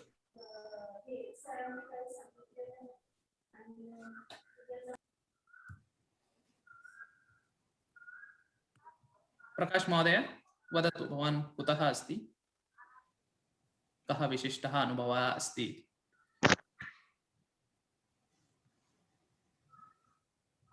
अन्येपि वक्तुम् अर्हन्ति। यदि नास्ति अथवा वक्तुं न इच्छन्ति, रामायणस्य पारायणस्य अनुभवैकवेद्याः वक्तुं न शक्याः चेत् अग्रे गच्छामः। ये केऽपि वक्तुम् उत्सहन्ते चेत् अवसरः अस्ति, कृपया वदन्तु। सर्वेपि विशिष्टान् अनुभवान् शृण्वन्ति।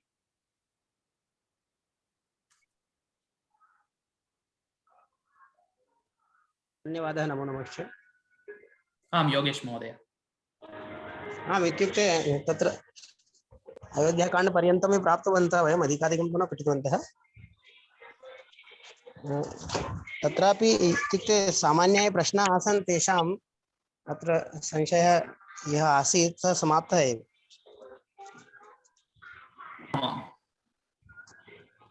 धन्यवादः।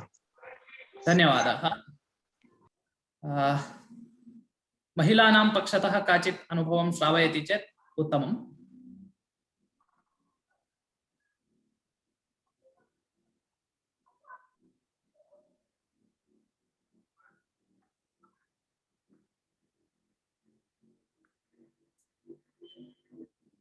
अन्म्यूट् कर्तुं शक्नुवन्ति भवन्तः?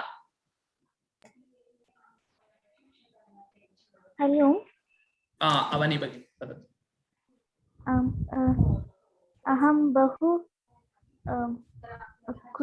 सन्तोषम् अनुभूतवती रामायणपारायणं कृत्वा। प्रतिदिनं करोमि। बहु सन्तोषम् अनुभवमस्ति। एकाग्रतमपि रामायणपारायणं कृत्वा एकाग्रतम् आगच्छति मम स्टडी मम न जानामि। धन्यवादः। अस्तु, सन्तुष्टा अस्ति, एकाग्रतामपि साधितवती इति भगिनी उक्तवती। धन्यवादः। भवती कुतः? मङ्गलूरुनगरतः। अस्तु, धन्यवादः भगिनी। अग्रे केपि वदन्ति चेत् अवसरः अस्ति। अहं द्वयोः कृते इति उक्तवान्, परन्तु बहु संक्षेपेण एव उक्तवन्तः। महोदय नमस्ते, मम नाम नरसिंहमूर्ति, हैदराबाद नगरतः अस्मि। आं महोदय। अध्ययनम् अपि इदानीं कुर्वन् अस्मि। नूतनशब्दाः अहं मम टिप्पणीं लिखित्वा बहवः शब्दाः नूतनाः इदानीं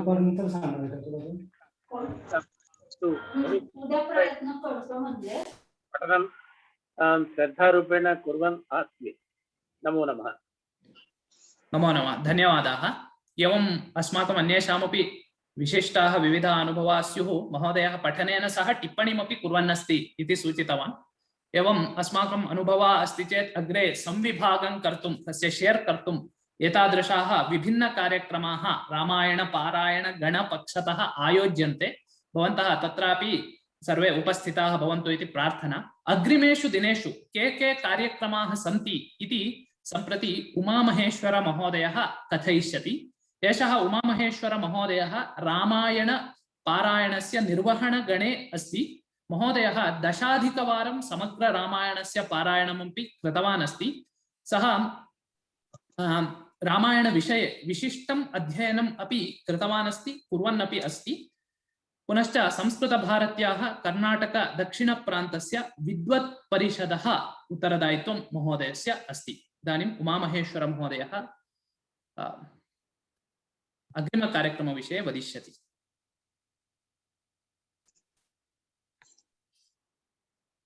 उमामहेश्वरमहोदय।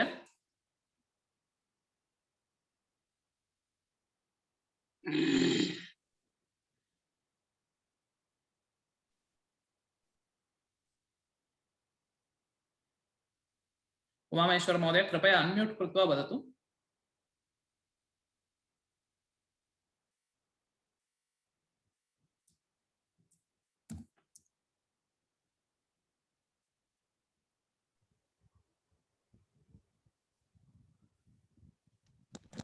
हरि ओम्। हरि ओम्। उमामहेश्वरः कथयति वा? हरि ओम्। उमामहेश्वरः अस्ति, परन्तु सः निर्गतः इदानीं। तस्य मया अहं प्रहलाद जोशी तिरुपतितः। आं, वदतु महोदय। वस्तुतः अनुस्यूततया पारायणं कुर्वन् अस्मि। आमां। मनसि केचन प्रश्नाः सन्ति। आम्। वस्तुतः अद्य बालकाण्डसम्बद्धप्रश्नाः इति उक्तमस्ति, अतः मया गूगल फॉर्म न पूरितम्। अयोध्याकाण्डसन्दर्भे केचन प्रश्नाः सन्ति। विशिष्य एक एव प्रश्नः भविष्यति अवसरः। एवमेवम्, अस्तु अस्तु, धन्यवादः। धन्यवादः महोदय। उमामहेश्वरः आगतवान् अस्ति।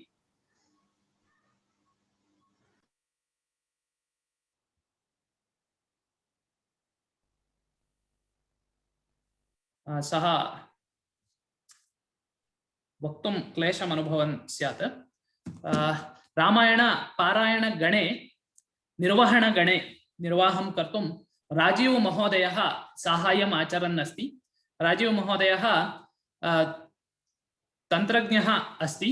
सः संस्कृत अध्ययनार्थं दिनस्य अधिकसमयं यापयति संस्कृतस्य अध्ययनं कुर्वन् अस्ति संस्कृतभारत्याः बहून् पाठ्यक्रमान् पठितवान् अस्ति एवमेव संस्कृतभारत्याः वर्तूरुभागस्य शिक्षणप्रमुखः अपि अस्ति महोदय अग्रिम बुधवासरस्य कार्यक्रमस्य विषये राजीव महोदय वदति चेत् उत्तमम् उमामेश्वर पुनः आगतवान् सः वक्तुं शक्नोति वा उमामेश्वर अस्तु राजीव महोदय वा अग्रिम कार्यक्रमस्य विषये हरि ओं सूर्य उमामेश्वर आगतः वदति सूर्य हरि ओं सूचना जाता वा श्रूयते श्रूयते वदतु आमां सर्वेभ्यः नमस्कारः बुधवासरे 16 दिनाङ्के सायङ्काले 6:00 आचार्याणां शतावधानिनां चिरावुरि श्रीरामशर्मणां रामोपासकानां नैकवारं रामायणं पठितवताम् अधीतवतां बालकाण्डविषये बालकाण्डस्य परमस्वारस्यं सीताकल्याणम् इति विषये उपन्यासः भविष्यति वयं भूयस्सङ्ख्यया समागत्य उपन्यासं श्रोष्यामः ज्ञानवर्धनं प्राप्स्यामः इति अत्र निवेदनं तस्य सूचना अग्रे आगमिष्यति तस्य प्रसारं च वयं करिष्यामः अन्य कार्यक्रमाः काले काले सूचयिष्यन्ते धन्यवादाः उमामहेश्वर महोदय सम्प्रति कार्यक्रमः समाप्तप्रायः अस्ति सर्वेषां ज्येष्ठानां अन्येषां पारायणकर्तॄणां च कार्यक्रमपरतया धन्यवादसमर्पणं करोति रामायणपारायणं तु अग्रेपि प्रचलिष्यति इति कारणतः एषः कस्यापि एकस्य कार्यक्रमस्य समारोपसमारम्भः न अग्रेपि एतदाश्रित्य कार्यक्रमाः प्रचलन्ति अग्रिमकार्यक्रमस्य विषये उमामहेश्वर इदानीमेव उक्तवान् अस्ति एवं पुष्पा भगिनी इदानीं धन्यवादसमर्पणं करिष्यति पुष्पा भगिनी संस्कृतभारत्याः कार्यकर्त्री अस्ति संस्कृतभारत्याः पाठ्यक्रमान् पठित्वा संस्कृते विशिष्टाचार्य पदवीम् अपि प्राप्तवती अस्ति भगिनी अपि रामायण निर्वहणगणे वर्तते नमः सर्वेभ्यः वाल्मीकि मुनये नमो वाकं वदामि पुनः नमः सर्वेभ्यः नित्यं रामायण पारायण कर्तॄणाम् उत्साहवर्धनाय आयोजितः संवादकार्यक्रमः सम्प्रतं सम्पन्नः एतस्मिन् संवादसत्रे नानाशास्त्रेषु निष्णाताः लेखकाः सोमनाथ संस्कृत विश्वविद्यालयस्य कुलपतयः संस्कृत भारत्याः अखिल भारतीयाः अध्यक्षाः गृहे गृहे रामायणम् इत्येतस्य प्रकल्पस्य मार्गदर्शकाः श्रीमन्तः गोपबन्धु मिश्रवर्याः रामायणाध्ययने अभिनवा दृष्टिः इति विषये अस्मान् प्रबोधितवन्तः ते पारायणकर्तॄणां जिज्ञासाः समाहितवन्तः अपि तेभ्यः संस्कृतभारत्याः गृहे गृहे रामायणम् इति प्रकल्पपक्षतया धन्यवादान् वयं समर्पयामः प्रमाणशास्त्रमतल्लिकाः कविकुलगुरु कालिदास संस्कृत विश्वविद्यालयस्य कुलपतिवर्याः संस्कृतभारत्याः अखिल भारतीयाः उपाध्यक्षाः गृहे गृहे रामायणम् इत्येतस्य प्रकल्पस्य मार्गदर्शकाः प्रोफेसर् श्रीमन्तः श्रीनिवास वरखेडी वर्याः रामायण विषये स्वीयैः मथितैः विषयैः सभां कृतवन्तः तेभ्यः संस्कृत भारत्याः गृहे गृहे रामायणम् इति प्रकल्पपक्षतया वयं कृतज्ञतां समर्पयामः अस्मिन् कार्यक्रमे बहवः संस्कृत भारत्याः ज्येष्ठाः अखिल भारतीयाः अधिकारिणः नैके विद्वांसः रामोपासकाः प्रकल्पस्य कार्यकर्तारः समागताः सन्ति तेभ्यः सर्वेभ्यः वयं धन्यवादान् समर्पयामः गृहे गृहे रामायणम् इति प्रकल्पस्य यशस्वितायाः निदानभूताः पारायणिकाः सश्रद्धम् अत्र समुपस्थिताः सन्ति तेभ्यः सर्वेभ्यः गृहे गृहे रामायणम् इति प्रकल्पपरतया कार्त्यज्ञं वयं प्रकटयामः अधुना शान्तिमन्त्रः सर्वे भवन्तु सुखिनः सर्वे सन्तु मयाः सर्वे भद्राणि पश्यन्तु मा कश्चित् दुःखभाग् भवेत् शान्ति शान्तिः जयतु संस्कृतं जयतु भारतम् सर्वेभ्यः अधुना कार्यक्रमः सम्पन्नः जातः अस्ति। नमस्ते। सूर्यमा। धन्यवादाः। एषः कार्यक्रमः सम्पन्नः।